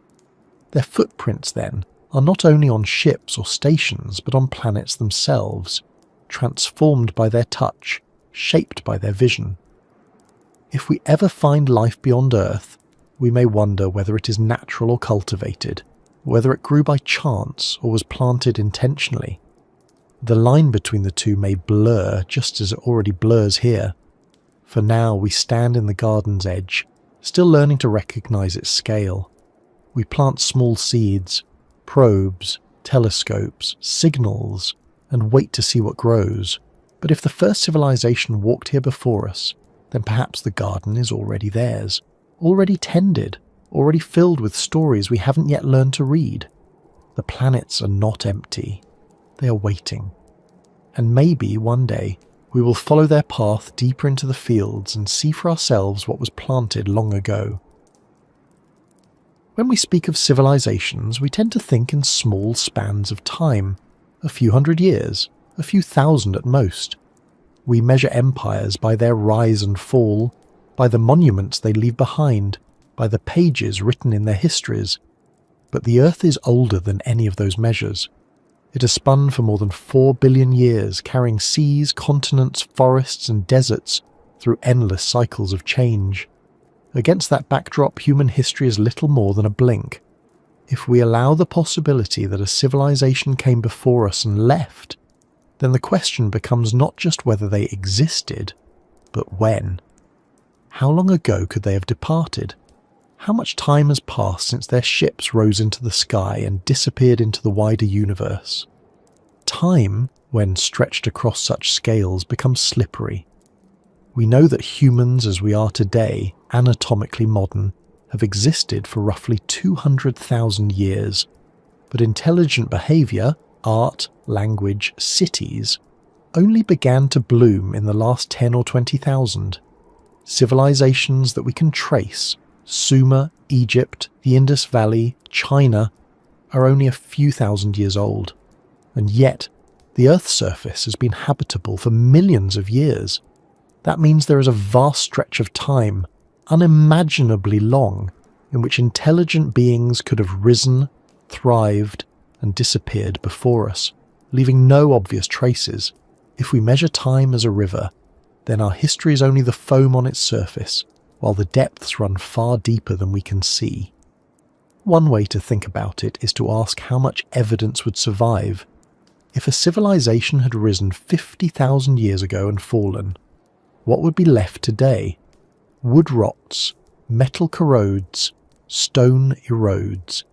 Entire cities could crumble into dust and forests would reclaim the land. Even our tallest skyscrapers, left unattended, would collapse in a matter of centuries. In a few thousand years, all but the most stubborn monuments would vanish. In 10,000, even those would fade. In 1,000,000 years, plate tectonics would bury continents, glaciers would scrape valleys clean, volcanoes would erase landscapes. The river of time does not pause. It wears everything down, carrying away even the strongest evidence. So if they left long ago, there may be nothing left to see. The only proof would be absence. Geology tells us that the surface of Earth is constantly recycled.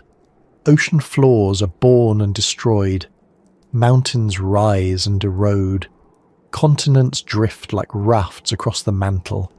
In 100 million years, the face of the planet looks nothing like it did before. If a civilization existed 100 million years ago, it could have built cities, towers, even great machines, and the Earth itself would have swallowed them whole. We would not find a single trace. Our fossils show us dinosaurs, plants, shells, bones. But bones endure longer than steel. The fossils we find are rare survivors of chance, preserved under perfect conditions. Civilizations may not leave such luck. Time is a river that carries away nearly everything. So how far back might we imagine them? Could they have existed before humans, in an age when other species ruled? If intelligence is not guaranteed but possible, it could have emerged more than once. Dinosaurs thrived for hundreds of millions of years. Some evolved complex behaviors. What if, among them, a species learned to think, to build, to look at the stars? They had more time than we've ever had. If even one branch had risen to intelligence, there could have been an entire civilization long before mammals took their turn. And when the asteroid struck, when ecosystems collapsed, maybe they had already left. Maybe their ships were already on their way, their departure timed not by accident but by foresight. Or perhaps they came more recently, in the long quiet stretches of human prehistory. Archaeologists uncover stone tools from hundreds of thousands of years ago, but stone tells us little about what minds imagined. It is possible that advanced groups rose and fell without leaving behind clear records. Even within human memory, Civilizations have vanished so completely that only fragments remain. Think of the Indus Valley, whose writing is still undeciphered. Think of cultures swallowed by deserts, jungles, or seas. If this happens in a few thousand years, what could happen in 100,000? The river of time smooths all edges until only hints remain. It's also worth remembering that civilizations don't need to be global. We imagine them spanning continents, but perhaps the first civilization was small, clustered in one region, advanced enough to build ships but not widespread enough to leave global traces. If they departed, their homeland could have been erased by shifting landscapes, leaving no obvious evidence for us to uncover.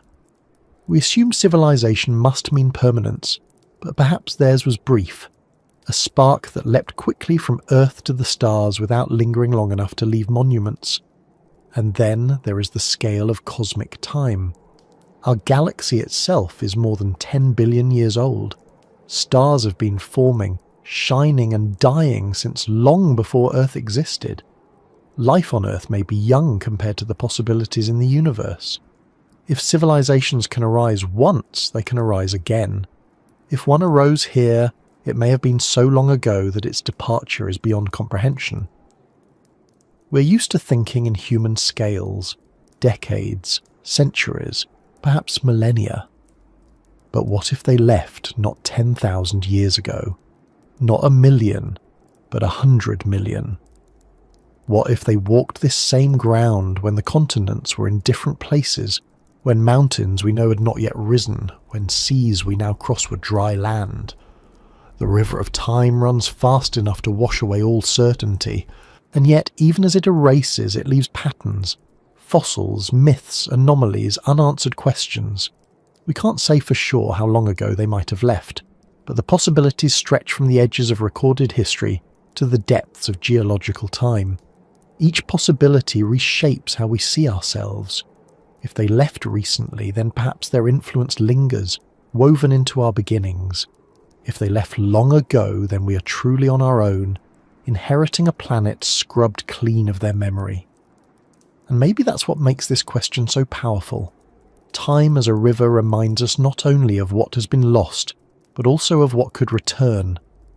Rivers don't just flow one way. They circle in currents, they branch and rejoin. If they left long ago, who is to say their descendants are not still travelling, still exploring, still circling back? The distance of time may not mean separation forever. It may only mean we are waiting for the next bend in the river when paths cross again. Until then, all we can do is wonder. How long ago did they leave? 1,000 years? 10,000? 100 million? The river of time does not answer. It carries the truth away just beyond reach, leaving us to listen to the sound of its current and imagine what might have floated past before we ever arrived. When people think about contact across the stars, the first image that comes to mind is often of signals, bursts of energy, coded messages, streams of information travelling across the dark. We imagine civilizations speaking in radio, in light, in pulses designed to bridge distance. For decades we've listened for such voices, tilting great dishes toward the heavens, straining to catch a pattern that might prove we are not alone. And yet, the silence remains. But silence doesn't mean absence. It could mean we haven't learned how to listen yet. Or perhaps it means the messages are there, drifting like bottles in an endless sea, waiting for the right eyes to find them. Think of a bottle tossed into the ocean. It is a desperate gesture, but also a hopeful one. Someone puts words on paper, seals them, and sends them adrift, knowing that the chances of discovery are slim but not impossible. The ocean swallows most, but every so often one washes up on a distant shore. If the first civilization left Earth, perhaps they did something similar, casting signals into the cosmic sea, not knowing who would find them or when. For all we know, some of those bottles may already have passed us by, their contents too faint for us to recognise. We've already begun sending our own bottles. In 1974, we transmitted the Arecibo message toward a cluster of stars. a brief broadcast encoded with simple information about humanity. The Voyager probes carry golden records, etched with sounds and images meant to represent life on Earth. Other spacecraft have plaques showing the outlines of our bodies, our place in the galaxy, the structure of atoms. These are gestures, not conversations. We don't expect answers. We cast them into the sea because we cannot resist the urge to be heard. If we in our infancy do this already, then it's not hard to imagine that the first civilization did too, on scales far larger than ours. Signals don't have to be radio waves. They can be bursts of laser light, patterns in energy, structures built on astronomical scales that change how stars shine. They can even be biological, encoded in DNA or hidden in mathematics. If the first civilization wanted to be found, they had countless options for leaving markers behind. They may have chosen the simplest, using natural phenomena as carriers. A pulsar's rhythm could be modulated, a star's brightness adjusted, a comet's orbit altered. To us, these would look like ordinary events, unless we knew exactly what to look for. The message could be hidden in plain sight, disguised as nature. And yet, even if they sent messages, the vastness of space works against us. Signals weaken as they spread. A radio broadcast that fills our world with sound becomes a faint whisper by the time it crosses a few dozen light years. Unless it is sent deliberately with power and focus, it disappears into the background. For us, catching such whispers is like listening for a single drop of rain in a storm. If they left millions of years ago, their signals might already have passed, gone beyond our reach, fading into the endless noise of the universe. The bottles may still float, but far from our shore. There's another challenge too, time. A signal sent 1 million years ago might not reach us until long after the senders are gone. We could receive their words, but the speakers themselves may no longer exist. In that case, a message in a bottle is not the start of a conversation, but an artifact, a relic carried across time. We would not be speaking with them. We would be reading their ghosts, and perhaps that is what they intended. Perhaps they knew that time would erase them, but hoped their messages would endure, carrying fragments of themselves into the future. What would such a message contain? Would it be a greeting, a warning, a set of instructions? Or would it be something simpler, proof that they were there, that we're not alone? Our own golden records are modest. They contain music, greetings in many languages, sounds of life. They are not technical manuals or blueprints for survival. They are small gestures of culture, meant not to overwhelm but to introduce. If the first civilization thought in similar terms, then their bottles may be filled not with equations but with art, not with blueprints but with stories. Messages not meant to teach us everything, but simply to say, we existed. We looked at the same stars you do now. The thought is haunting because it means the signals may not be useful in the way we want them to be. We dream of receiving knowledge, answers to questions, cures for problems, shortcuts to technology. But what if the signals are more modest, more human? What if they are fragments of music, images of their world, the sound of their voices, the rhythm of their days? Bottles carrying not instructions but memory. If we found such messages, would we even recognize them? Or would we dismiss them as noise, failing to see the human-like heart inside them? There's another possibility, stranger still. What if the messages were meant for us specifically? If they left Earth, they would have known that life might rise again here. They could have left beacons in orbit, signals coded into light, waiting to activate when the right conditions were met. These would not drift randomly but remain tied to us, waiting. If such messages exist, they may be hidden still, embedded in places we have not looked carefully enough. They may sit on the moon, buried under dust. They may orbit the Earth silently, disguised as stones. They may wait inside data we've already collected, overlooked because we were not ready to see. The bottles may not be drifting. They may be anchored, waiting for us to open them. We often think of messages as words, but not all communication needs language. A monument can be a message. A pattern in numbers can be a message. Even silence, deliberate silence, can be a message. If they left signals, they may not be transmissions at all. They may be patterns woven into the cosmos itself, structures or alignments that only an intelligent observer would notice. The question is whether we've been staring at the bottles all along without realizing they contain something inside. And perhaps the greatest challenge is that even if we find a message, understanding it may be impossible. Communication requires common ground, shared reference points. Without them, signals become noise. A civilization older than us by millions of years might think in ways we cannot grasp, encode meaning in ways that escape us entirely. We might hold the bottle in our hands, break the seal, and still never know what it says. But even then, the gesture itself would matter. The fact that a message exists at all would be proof that we are not alone in the cosmic sea. For now, all we can do is keep listening, keep casting our own bottles, keep scanning the waves for any sign of presence. Each message we send is also a confession. We want to be found. And maybe the same is true of them. Maybe somewhere, drifting between stars, there are bottles carrying their voices, waiting for us to notice. And if one day we do, it won't just be a discovery. It will be a reunion, a moment where silence breaks and the sea gives back what it once swallowed. Until then, the bottles float, invisible, unknowable, but never absent. They are out there. We just have to learn how to find them. It is one of the strangest feelings to look up at the sky and realize how crowded it ought to be. The universe is not small. It is unimaginably vast, filled with stars that number in the billions just within our galaxy, with galaxies that number in the billions beyond that. Around those stars, planets circle, moons drift, systems flourish. The ingredients for life are everywhere: water, carbon, sunlight, energy. Nothing about Earth is unique in its chemistry, and yet, when we listen and when we look, we find only silence.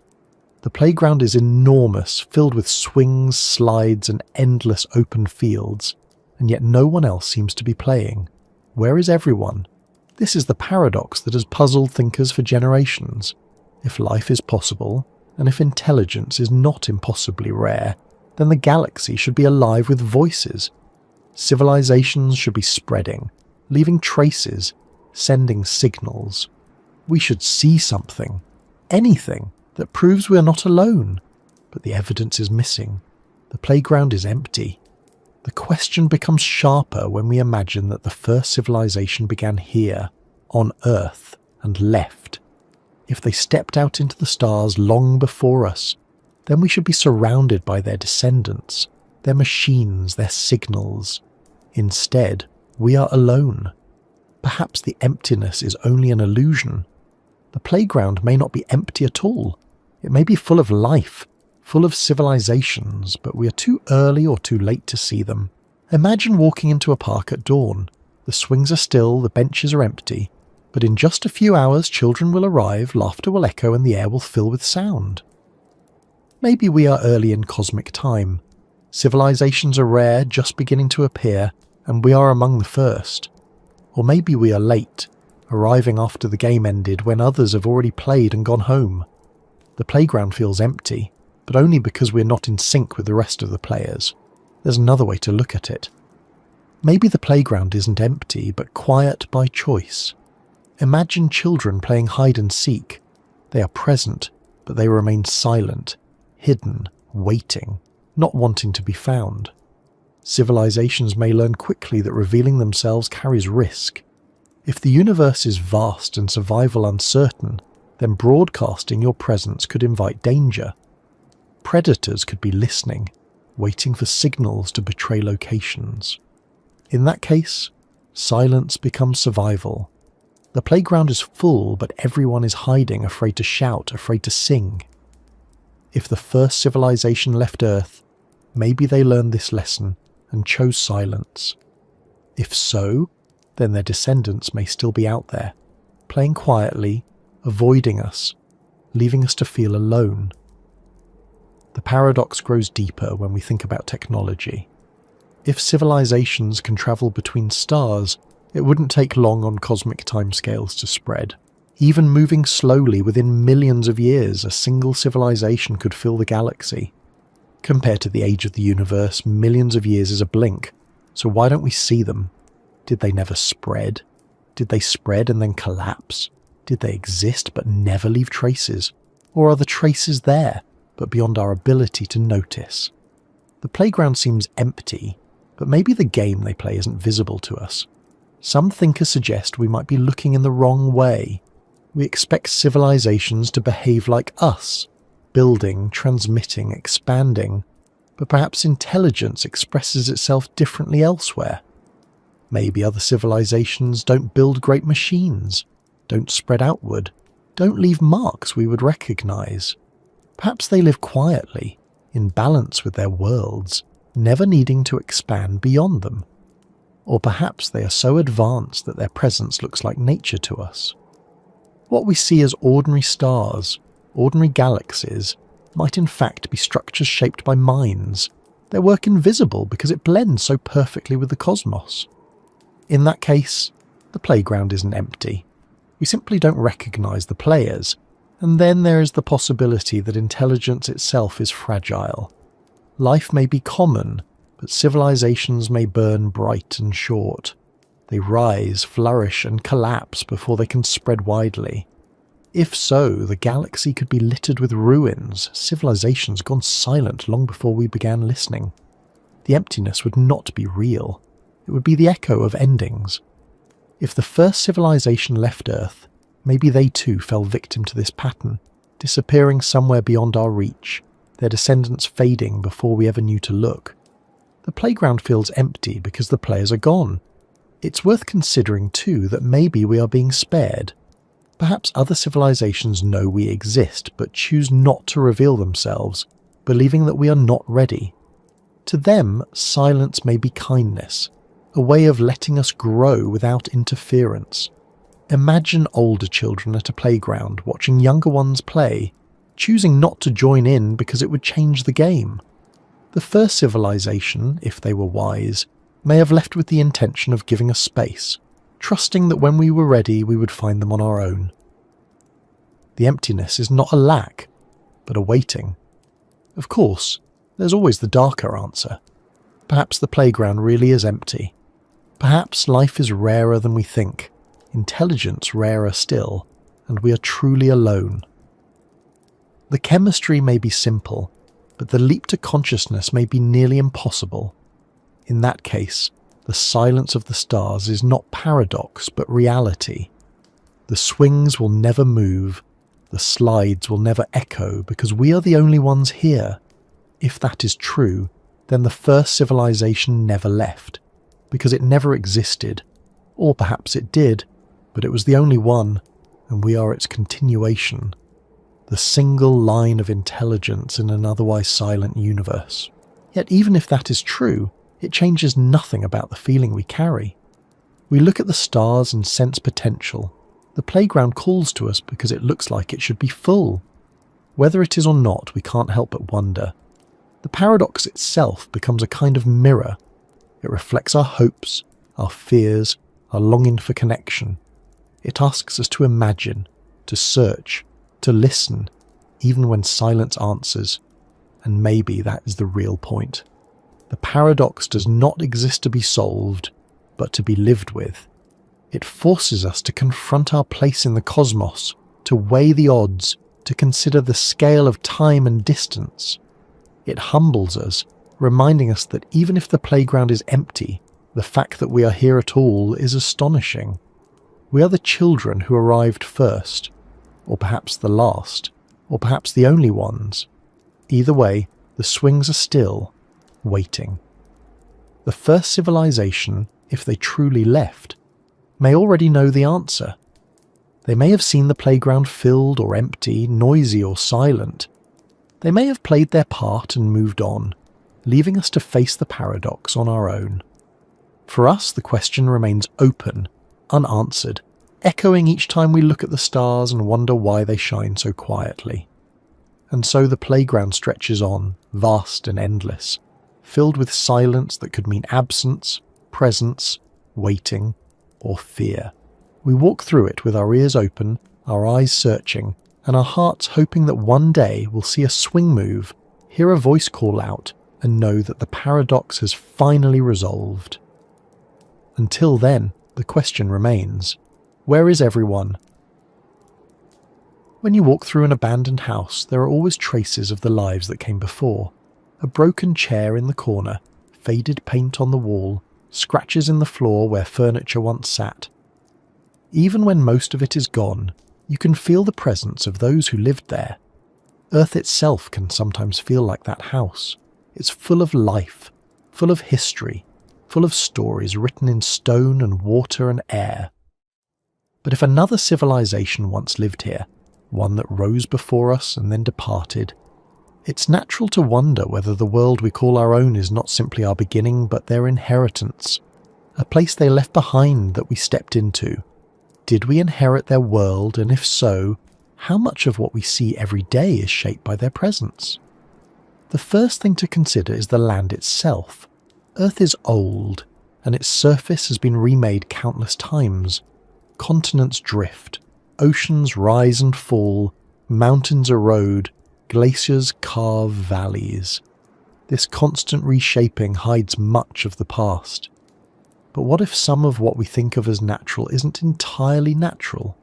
What if rivers that bend in curious patterns, or plains that stretch too evenly, aren't accidents of geology, but the faint remains of choices made long ago? We often assume landscapes are untouched until humans arrive, but maybe humans weren't the first to touch them. If another civilization existed, they might have farmed, mined, built, or reshaped the earth in ways that were later erased or disguised by time. We may walk across fields that once were gardens not our own. And then there's the question of resources. Our civilization depends on fossil fuels, coal, oil, gas, compressed remains of ancient life. We've burned them for centuries, reshaping our atmosphere in the process. But if another civilization came before us, what did they use? Did they also burn fuels, dig metals, extract minerals? And if so, did they deplete the richest deposits before leaving? Some scientists have pointed out that if another industrial civilization had existed millions of years ago, it might be hard to find evidence now. The fuels and ores we rely on might already have been tapped. What we consider natural scarcity might in fact be inheritance, the result of others using the earth before us.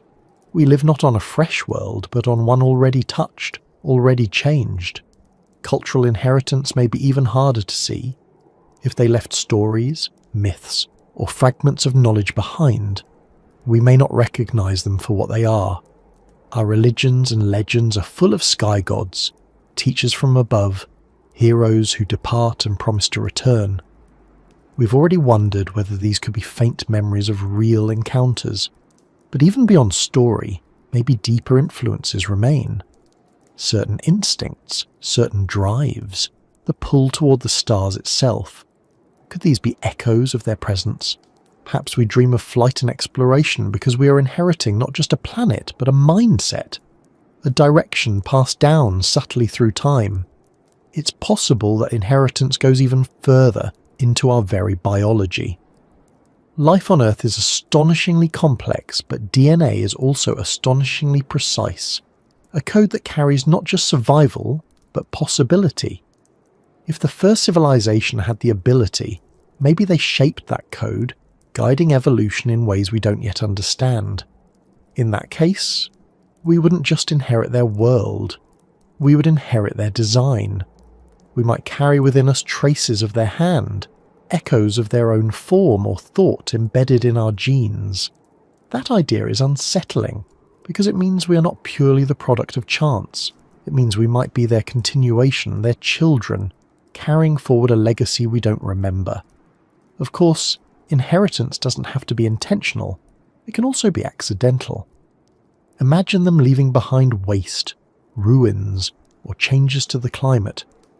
Over time, those traces might have altered the Earth's trajectory, shaping the world we inherited. Our atmosphere, our ecosystems, even the balance of species might reflect not only natural history, but also the actions of those who came before. We think of ourselves as the first to alter Earth on a global scale, but maybe we are only the second. Perhaps our world has been inherited twice, reshaped twice, changed twice. When archaeologists dig into ancient human sites, they often find layers upon layers, new cities built on old ones, new cultures growing over older foundations.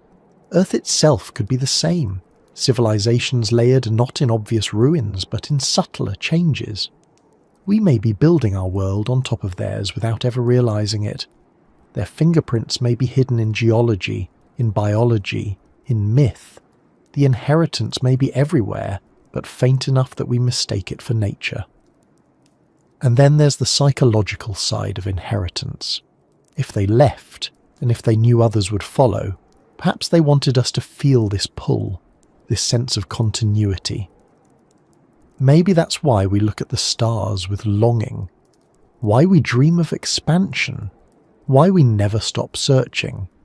Perhaps the very drive to inherit Earth fully, to shape it, explore it, and eventually leave it, was planted by those who did the same. In that case, our inheritance is not just physical but emotional, a deep restlessness that tells us we are part of something larger, a continuation of a story begun long before us. Yet we can also think about inheritance in another way, not as something given, but as something left behind unintentionally. If they abandoned Earth, they may not have meant to pass it on. They may have left it because it no longer suited them, because it had been exhausted, because they had no use for it. In that case, we are not heirs but squatters, moving into a house someone else left behind. That thought changes how we see our place here. Are we caretakers of their abandoned home, or rightful inheritors of the planet itself? The distinction may not matter practically, but emotionally, it alters how we see ourselves. Either way, we're not starting from zero. Earth is old, shaped by forces older than us, perhaps older than human memory. Whether or not another civilization truly lived here before, we are inheritors of geology, of biology, of time itself. But if there really was someone before us, then we inherit more than that. We inherit their silence, their absence, their choices. We inherit a planet where their presence may still echo, faint but real, in ways we have not yet understood. The Earth we walk on is rich, layered, complex. To think of it as inheritance is to see ourselves differently, not as the first, but as the next. And maybe that is the truth. We're not at the beginning of the story. We're in the middle, walking paths already travelled, living in a house already built, carrying forward a world already shaped. The Earth we call ours may always have been theirs first, and if that is true, then the question becomes not whether we inherited their world, but what kind of heirs we will be. When people imagine inheritance from a civilization before us, the first thoughts go to monuments, to ruins, to myths, things we might find in the soil or the stories passed down. But there is another place where inheritance could live, a place much closer, a place so intimate it touches every living cell of our bodies. DNA.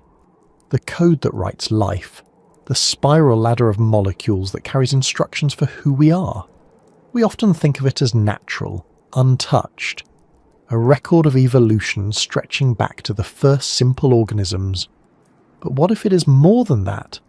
What if echoes of the first civilization linger within it, hidden in the very fabric of our biology? DNA is remarkable. With 4 simple letters, adenine, cytosine, guanine, thymine, it spells out instructions that build every plant, every animal, every human. It is both simple and infinite, a code that repeats yet never exhausts itself, and it endures.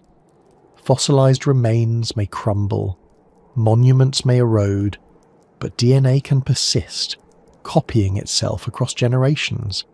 It is the most resilient blueprint of all.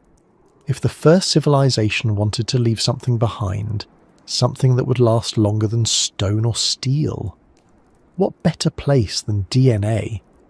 Some scientists already talk about the possibility of embedding information in genetic code.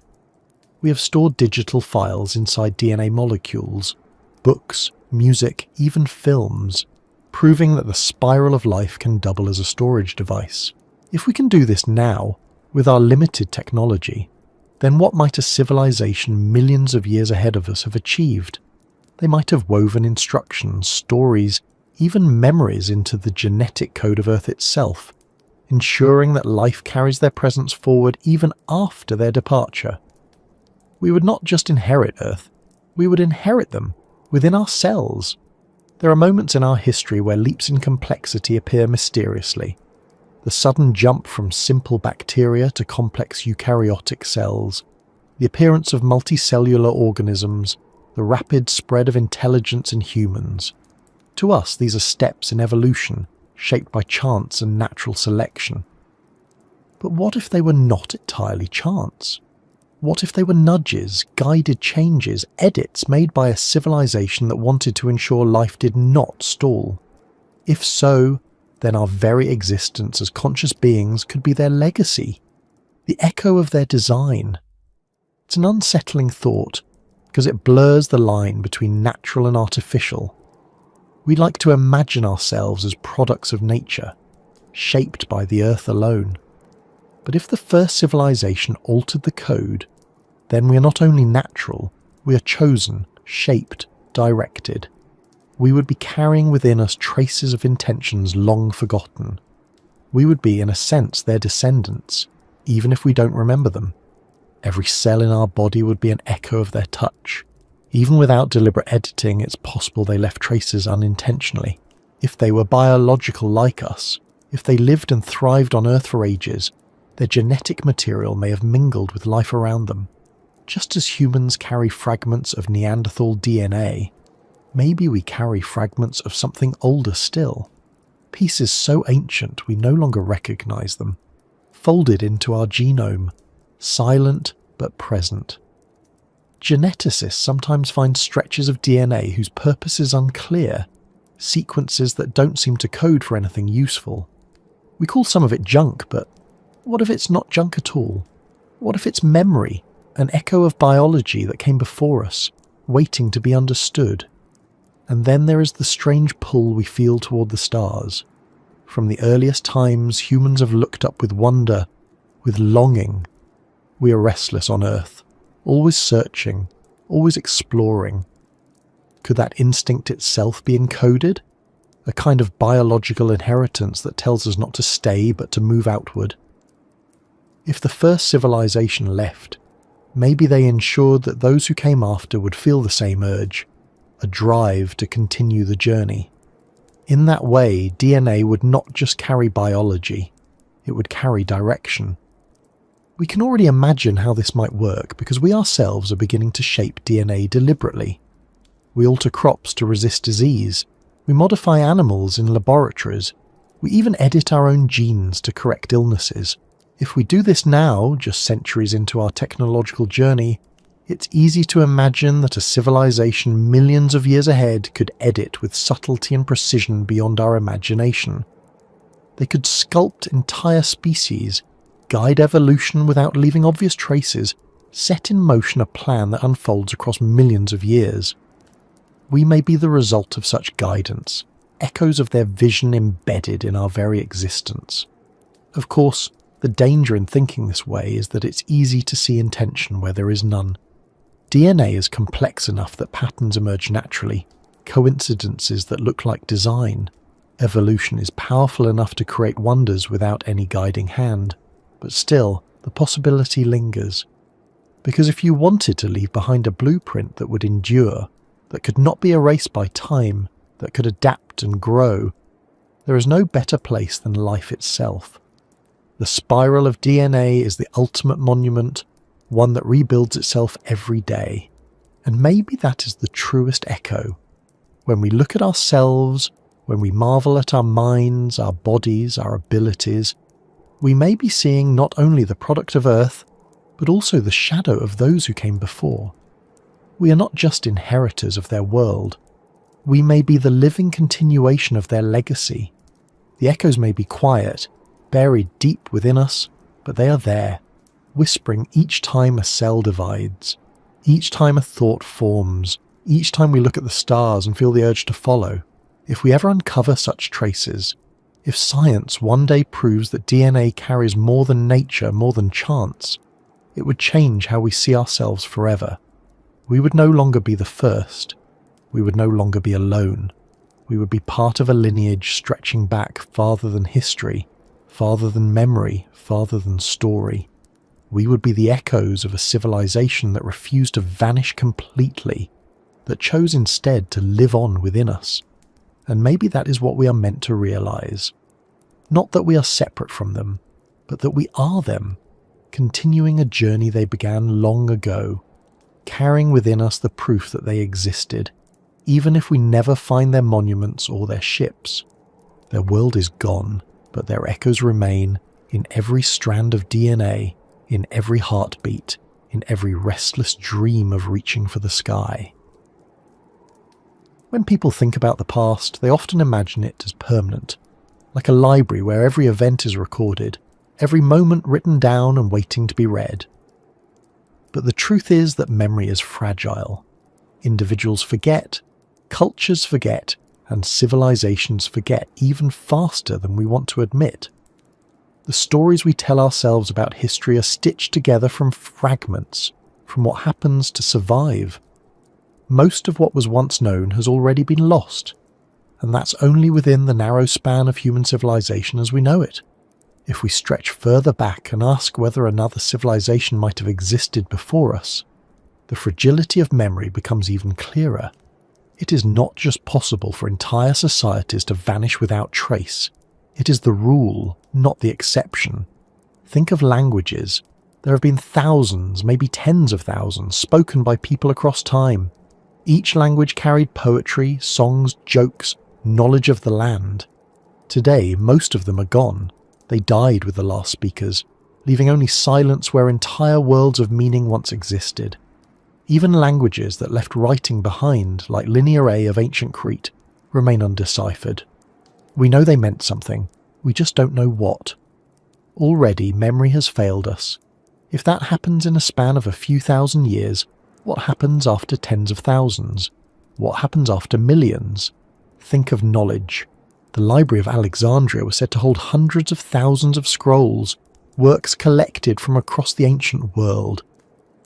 We don't know exactly how much was lost when it burned, but even if only a fraction vanished, it meant the disappearance of discoveries, stories, and ideas that might have changed the course of history. We forget not only through accident, but also through conflict, through neglect, through simple disinterest.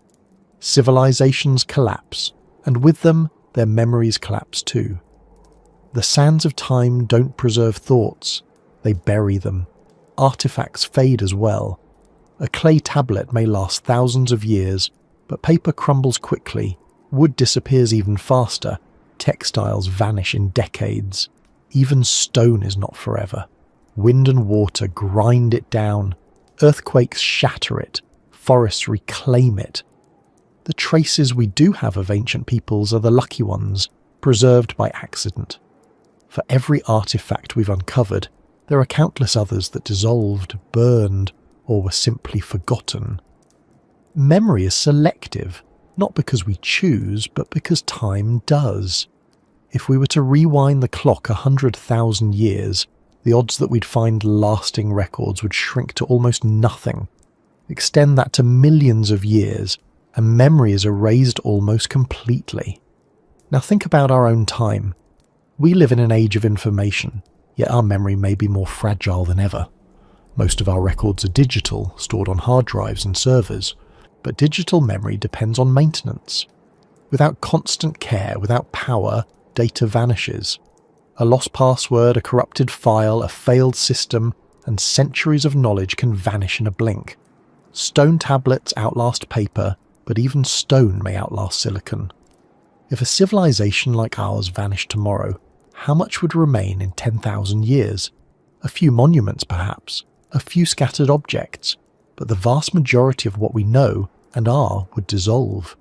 If that is true for us, then how much easier for a civilization that lived and left long before? This fragility of memory means we may already be standing in the ruins of forgetfulness. The Earth we know could have carried other stories, but they have been lost. We assume we are the first, but maybe that's just because the memory of others failed. Civilizations are not remembered unless someone preserves them, and time itself is a poor archivist. If the first civilization left Earth, then what they left behind may have been erased not by malice or disaster, but by the natural tendency of memory to fade. There's another layer to this too. Forgetting is not only passive, it is active. People forget deliberately. Empires rewrite history, replacing old stories with new ones. Cultures bury inconvenient truths. Knowledge is suppressed, banned, destroyed. If an earlier civilization wanted to be forgotten, it would not be difficult. They could erase themselves, dismantle their monuments, scatter their records, leaving little more than rumours behind. They could choose silence, leaving Earth to begin again without the weight of their memory. In that case, we are not inheritors of their stories, but products of their forgetting. And even when memory survives, it mutates. Stories past orally shift with every telling. Details blur, meanings change, exaggerations grow. A real event can become myth within a few generations. Within centuries, myth becomes legend, legend becomes symbol. By the time we rediscover it, the original meaning is lost. If a civilization left us clues, they may now be so distorted that we no longer recognize them. Memory doesn't just fade, it transforms, until the original truth is unrecognizable. The fragility of memory is most obvious in the silences of archaeology. Whole cultures vanish into obscurity, leaving only pottery shards, scattered bones, undeciphered scripts. We may know their names, or not. We may imagine their lives, but the truth is gone. And these are cultures separated from us by a few thousand years. If we cannot remember them clearly, how can we hope to remember anyone from 1,000,000 years ago? Memory has limits, and time is relentless in testing them. But maybe that's the point. Maybe forgetting is part of the cycle. Civilizations forget so that new ones can rise unburdened. Memory fades to make space for invention, for imagination, for new beginnings. If we remembered everything, if nothing was ever lost, we might be crushed beneath the weight of the past. Perhaps the first civilization knew this. Perhaps they accepted that they would be forgotten, that their memory would be fragile, that silence would follow them, and perhaps they trusted that in time something new would take their place. Still, the thought lingers that forgetting is not absolute. Echoes remain. They survive in myths, in symbols, in fragments. We may not have their monuments, but we have the questions they left us. Why do we look at the stars with such longing? Why do we feel both at home on Earth and restless to leave it? Why do we tell stories of gods and teachers from above? These may be the echoes of memory that refuse to die completely. Fragile, distorted, but not gone. The fragility of memory reminds us that history is not guaranteed. It must be preserved, protected, retold. Civilizations forget, but individuals remember. Every story told, every question asked, is an act of resistance against forgetting. If the first civilization left Earth, their memory may be almost gone, but the fact that we wonder about them at all means some faint trace endures. The silence itself may be their final story, their last fragment of memory, waiting for us to listen. And so we continue, walking through time's endless corridors, surrounded by shadows of memory and silence where stories used to be. We cannot know everything that has been lost, but we can know this. Forgetting is not failure. It is part of the cycle, and even in fragility, memory leaves enough for wonder to survive. There's a certain pull that comes with leaving home. Anyone who's ever left a childhood house or walked away from a place that shaped them knows the feeling. Even after years or decades, even after you've built a new life somewhere else, There's always a part of you that wonders what it would be like to go back, to see it again, to walk familiar ground, to remember who you were in that place. If the first civilization once called Earth their home, then left it behind for the vastness of space, it's hard to imagine they wouldn't feel that same pull. The temptation of return must have lingered. The question is whether they acted on it, and whether they still might. Return is powerful because it combines memory and longing. You don't just think of the place you left. You think of yourself in that place. You think of what it meant to you, how it shaped you, what it gave you. For a civilization, Earth was not just soil and sky. It was origin.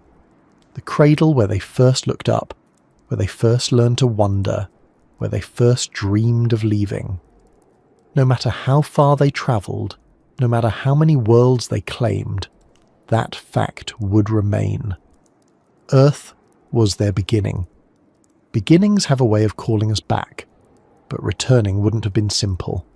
By the time they were able to cross the stars, they might have been transformed beyond recognition. Their technology would have changed them, their journeys would have altered them, their new worlds would have reshaped their cultures. To come back to Earth would not be to come home as they remembered it. It would be to visit a place they had outgrown. They might have looked down at the blue planet and felt both awe and distance. The temptation to return may have been matched by the fear of finding nothing left of what they remembered. If they did return, what would they have found? Perhaps only wilderness, forests reclaiming what had once been theirs. Perhaps silence, broken only by waves and wind. Perhaps new forms of life, unaware that the ground they walked was once ruled by another. Would they have seen that as comforting, or as erasure? Would they have felt proud that Earth continued, alive and thriving, or sorrow that it carried no memory of them? The temptation to return is powerful, but it carries with it the risk of disappointment. Sometimes it is easier to remember a place as it was than to see what it has become. Still, the thought lingers that maybe they did return, at least once. Maybe long after they left, some of them came back to see the cradle again. Maybe they stepped onto familiar soil, walked among mountains and rivers they once knew, and then left again without staying. Maybe the myths we carry, of gods who descended, of teachers who arrived from the sky, are fragments of such visits, not permanent resettlements, but brief returns, pilgrimages to a birthplace, moments of remembrance before continuing outward. If so, then the temptation of return was not just imagined. It was real, acted upon, leaving faint traces in our stories. There's another reason they might return: curiosity. If they left Earth knowing life would go on, they might have wondered what would evolve in their absence. Just as we watch experiments in a laboratory, waiting to see what unfolds, they might have looked back at Earth with the same interest. What new species would rise? What paths would life take without their influence? If they returned, perhaps it wasn't for nostalgia at all, but for study, for observation. Earth might have been their past, but it also could have been their experiment. And when they came back, they may have found us, human beings, conscious, questioning, staring at the stars in the same way they once had. That possibility raises an even deeper question.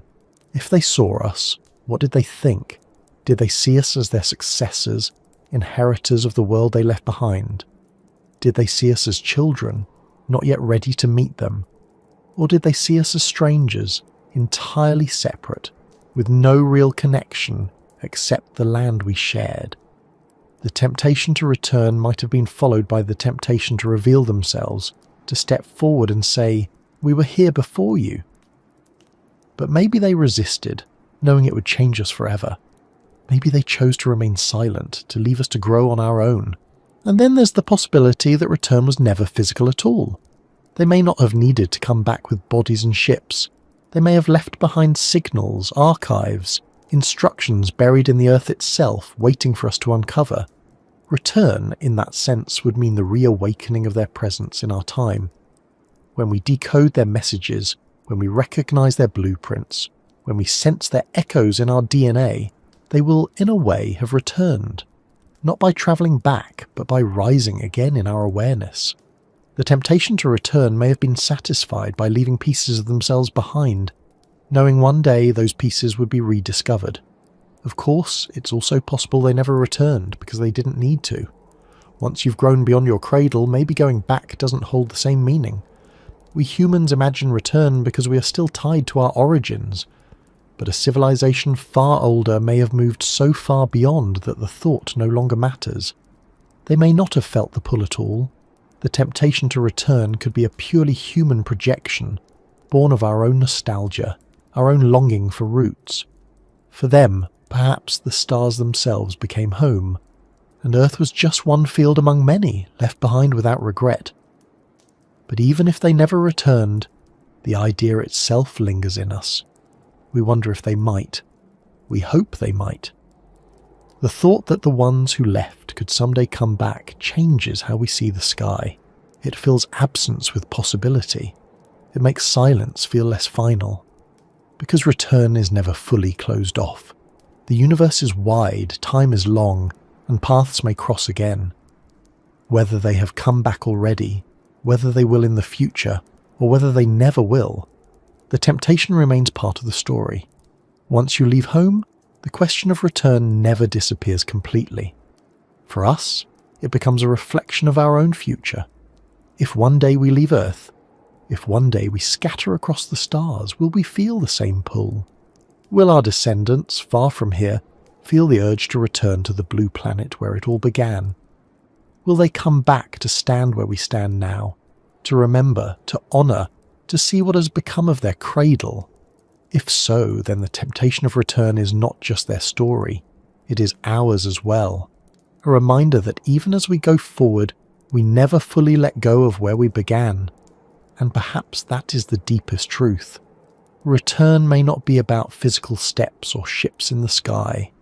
It may be about memory, about recognition, about the way beginnings echo through time. The first civilization may or may not have come back, but the fact that we think about it, that we feel the pull ourselves, means the temptation is real, timeless, universal. Once you have a home, leaving it is never the end. There is always the possibility of return. When we imagine another civilization leaving Earth, it's hard not to see our own reflection in that story. Because in many ways, we're already preparing to follow in their footsteps.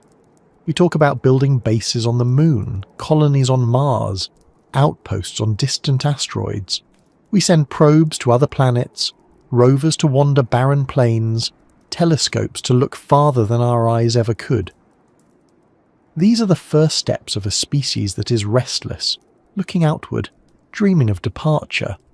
And if we ever succeed in leaving Earth permanently, we will become them. The first civilization will no longer be only a question of the past. It will be a mirror held up to our future. The lessons, then, are not just about who they were, but about who we might become. If we leave Earth, what will we take with us? What will we leave behind?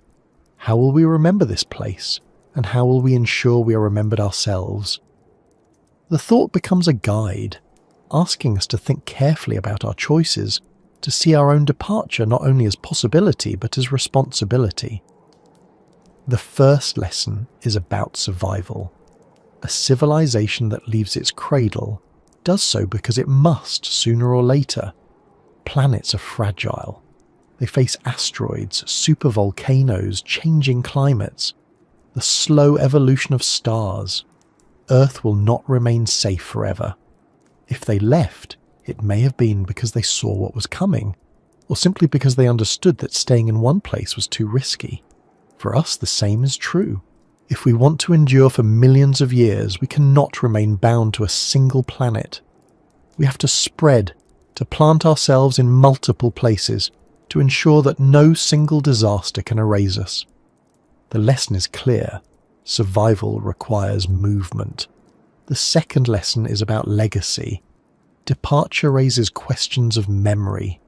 When we leave, what do we want others, if there are others, to know about us? The first civilization, if they existed, may have left nothing obvious behind, or they may have left blueprints, myths, DNA, echoes that shaped us. We wonder about them because they are absent, but we also wonder because we feel some faint trace. For us, the choice is still ahead. Will we leave behind signals, monuments, records that endure? Will we scatter stories across the stars, or will we vanish quietly, leaving only silence? Becoming them means facing the same choice. Do we want to be remembered? And if so, how? Another lesson lies in humility. Expansion sounds grand, but it comes with challenges we cannot yet grasp. Life in space will change us, biologically and culturally. The first civilization, if they travelled far, may have split into many branches, each shaped by its new environment. Over time, those branches may have become unrecognisable to one another. Unity may have been lost. If we become them, we too will change. The humans who live on Earth in the future may feel little kinship with those who adapt to other planets. Perhaps they will evolve separately until the word human no longer applies. The lesson here is to accept change, to understand that departure is not just about leaving a planet, but about leaving behind versions of ourselves. We can also think about responsibility. If they seeded the stars, if they treated the universe like a garden, then they carried with them the power to create and to destroy. We are on the edge of gaining that same power. Already we discuss terraforming, altering entire planets. Already we imagine reshaping worlds to suit us. The lesson here is to act with care, to recognise that altering one world can erase what was already there. If we become them, we must ask ourselves whether we are gardeners or conquerors, whether we expand with balance or with disregard. The story of their departure is a warning as much as an inspiration. There is also the lesson of silence. If they are truly gone, if we cannot hear them, perhaps it is because civilizations that leave their cradles must also learn restraint. Broadcasting too loudly may draw danger. Expanding too recklessly may invite collapse. Silence may be a survival strategy. If we become them, we may have to learn the same lesson, to speak carefully, to listen more than we shout, to recognise that survival across the stars may depend on patience and caution rather than ambition alone. But perhaps the greatest lesson is that departure is not an end but a continuation. We sometimes imagine leaving Earth as a final break, a goodbye forever. But maybe it doesn't have to be. Maybe departure means carrying Earth with us, in memory, in culture, in biology, seeds, soil, water, stories. All of these can travel. We can ensure that no matter how far we go, we carry the echo of Earth. If the first civilization did the same, then we may already be living proof of that choice. We may be the part of Earth they carried into the future, and if we follow their path, we too will carry Earth forward, ensuring it is never truly left behind. It's worth asking ourselves now, before we take those steps, what do we want others to find, thousands or millions of years from now, if they walk where we once did? Will they see ruins? Will they see silence? Or will they see a legacy we deliberately left behind? If we become them, we have the chance to decide, to ensure that forgetting is not total, that our presence leaves something more than dust. In the end, the lesson of the first civilization, real or imagined, is that leaving Earth is not only about ambition, it is about continuity. It is about survival, yes, but also about meaning. If they left, they did so because the story could not stop here. If we leave, we will do so for the same reason. Not to abandon Earth, but to ensure that Earth continues, through us, beyond us, into places we cannot yet imagine. And maybe that is the clearest lesson of all. To become them is not to repeat their story exactly, but to understand that our story is part of the same pattern. Civilizations rise, look outward, and eventually leave. The question is not whether we will, but how. Will we carry our world with us in memory and respect, or will we scatter without care? If we are wise, we will learn from the thought of them, from the silence they left, from the questions they inspire. Because one day, someone else may ask about us. They may stand on Earth or on another world, wondering if a civilization once lived there and left. And if they do, then we will have become the story. We will be the ones they wonder about. We will be the echoes carried forward in time. There's a restlessness that comes with questions. We ask because we want certainty, because we hope that an answer will give us peace. But sometimes the peace comes not from answers, but from the questions themselves. The story of whether the first civilization left Earth is one of those questions. It lingers in silence, in absence, in the spaces where proof refuses to appear. We look for traces, for signals, for blueprints, for myths that connect to something larger, but in the end, what we mostly find is mystery. And yet, that mystery doesn't leave us empty. It leaves us with wonder, and perhaps that is enough. Wonder is not the same as ignorance. Ignorance is not knowing and not caring. Wonder is not knowing but caring deeply. It is the act of leaning forward into the unknown, of letting the lack of certainty fuel imagination rather than despair.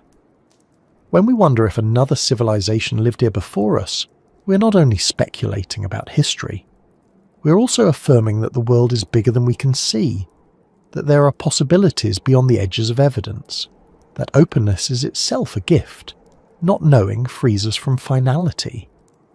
If we had proof that no one came before us, the story would be closed. If we had proof that they did, the mystery would vanish into fact. But standing in between, in the space of possibility, gives us room to dream. We can imagine their ships, their departure, their return. We can imagine their echoes in our DNA, their fingerprints in our myths, their presence hidden in the sky. Each possibility enriches us, not because it is certain, but because it is possible.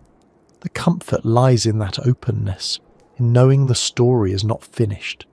Think of how children play. A playground is not only swings and slides, it is also imagination. A swing can be a rocket ship, a slide can be a mountain, a sandbox can be another world. The game is richer because of uncertainty, because the rules are not fixed, because imagination fills the gaps. In the same way, our view of the cosmos is richer because of what we don't know. The first civilization, real or imagined, becomes part of our playground, part of our imagination. Their absence is not emptiness, it is possibility. We often treat certainty as comfort, but sometimes certainty is limiting. To know everything is to lose the freedom to imagine. Wonder allows us to step into places we cannot yet reach, to test ideas, to tell stories, to live with curiosity. That curiosity has always been one of humanity's greatest strengths. It drives us to explore, to invent, to look beyond. If the first civilization left no clear answers, then perhaps they left us something better, the invitation to wonder.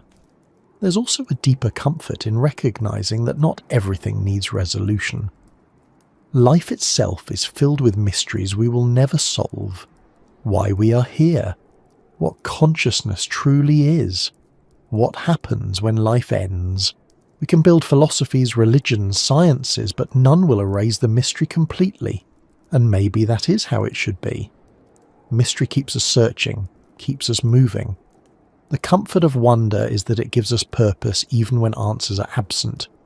If the first civilization existed and left Earth, then their silence might not be failure.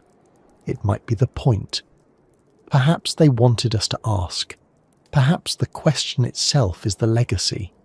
If they returned and revealed everything, if they left monuments too obvious to ignore, we would not need to wonder. But in leaving silence, they left us free to imagine, to build, to grow into the space they vacated. The absence is not an error.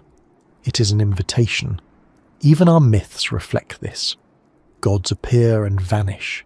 Teachers arrive and leave promises rather than permanence. The stories rarely end with all answers given. Instead, they end with questions, with tasks left to those who remain. That pattern mirrors life itself. Parents cannot tell their children everything. Teachers cannot give students every solution. The growth comes in finding answers yourself. In that way, the first civilization may not have left us abandoned. They may have left us with exactly what we needed, a mystery. And perhaps there's comfort too in realizing that some things may always remain beyond reach. We may never know for certain if they existed. We may never prove it.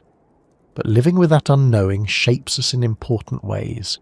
It teaches patience. It teaches humility. It teaches that not all of reality will bend to our desire for clarity. The cosmos is bigger than our need for answers. Accepting that is not resignation. It is wisdom.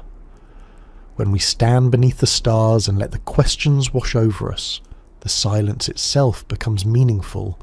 It reminds us of how small we are, how temporary, how fragile. But it also reminds us that being small does not mean being unimportant. Wonder makes the silence alive. It turns emptiness into mystery, distance into possibility. Without answers, the universe could feel cold, but with wonder it feels alive.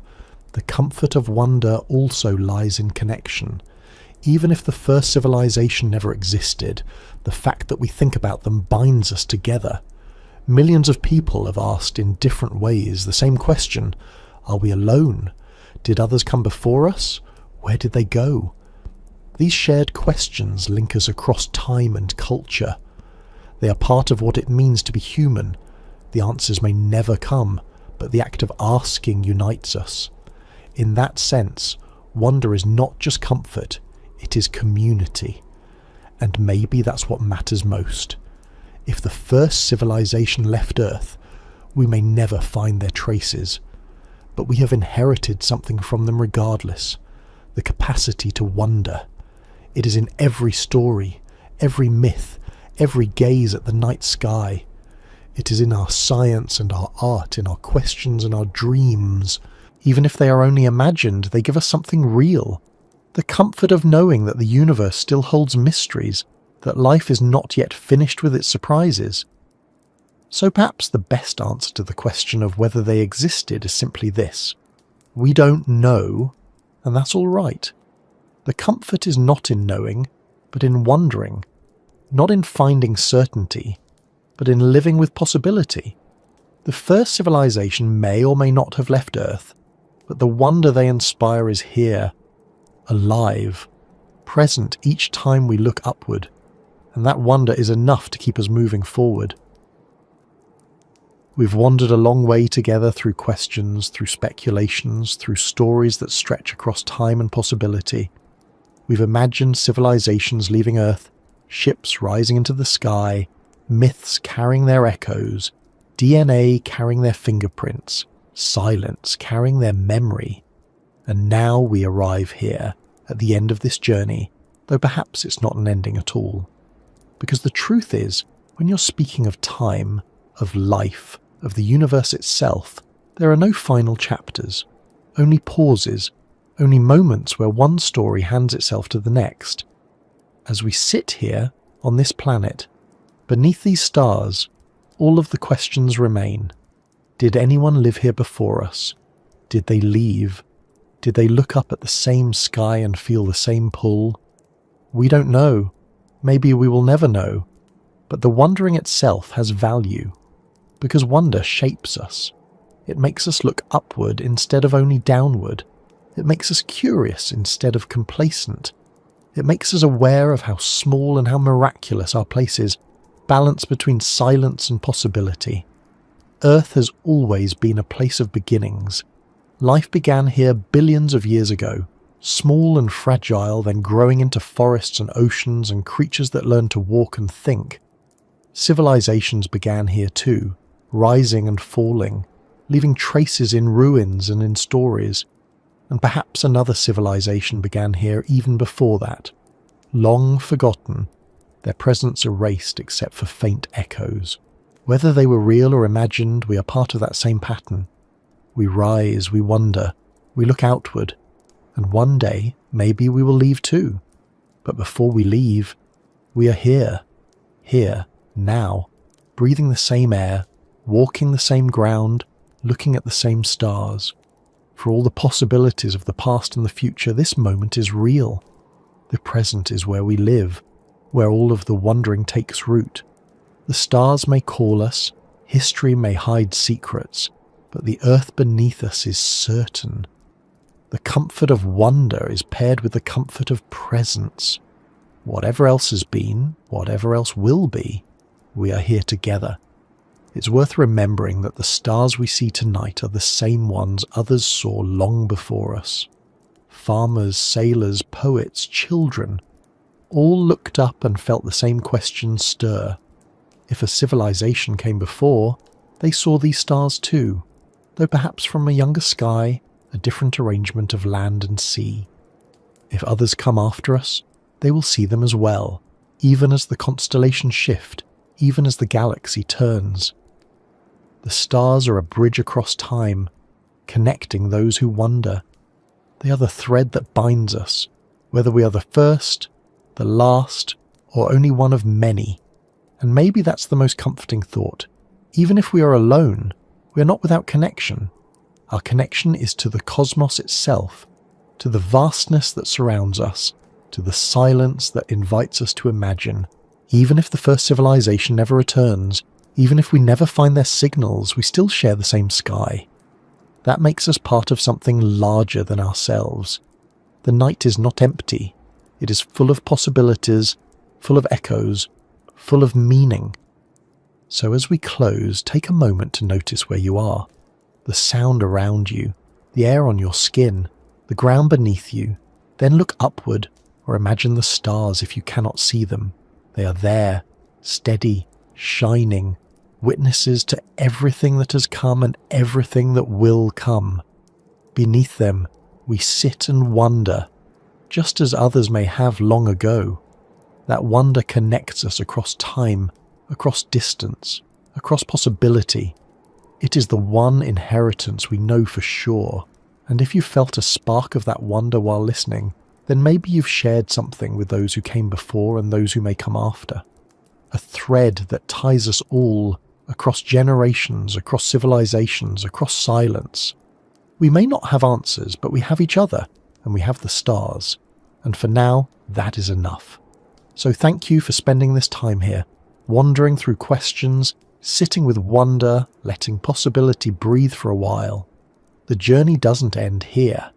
It continues each time you look at the night sky, each time you feel the tug of mystery, each time you ask what might have been and what might still be.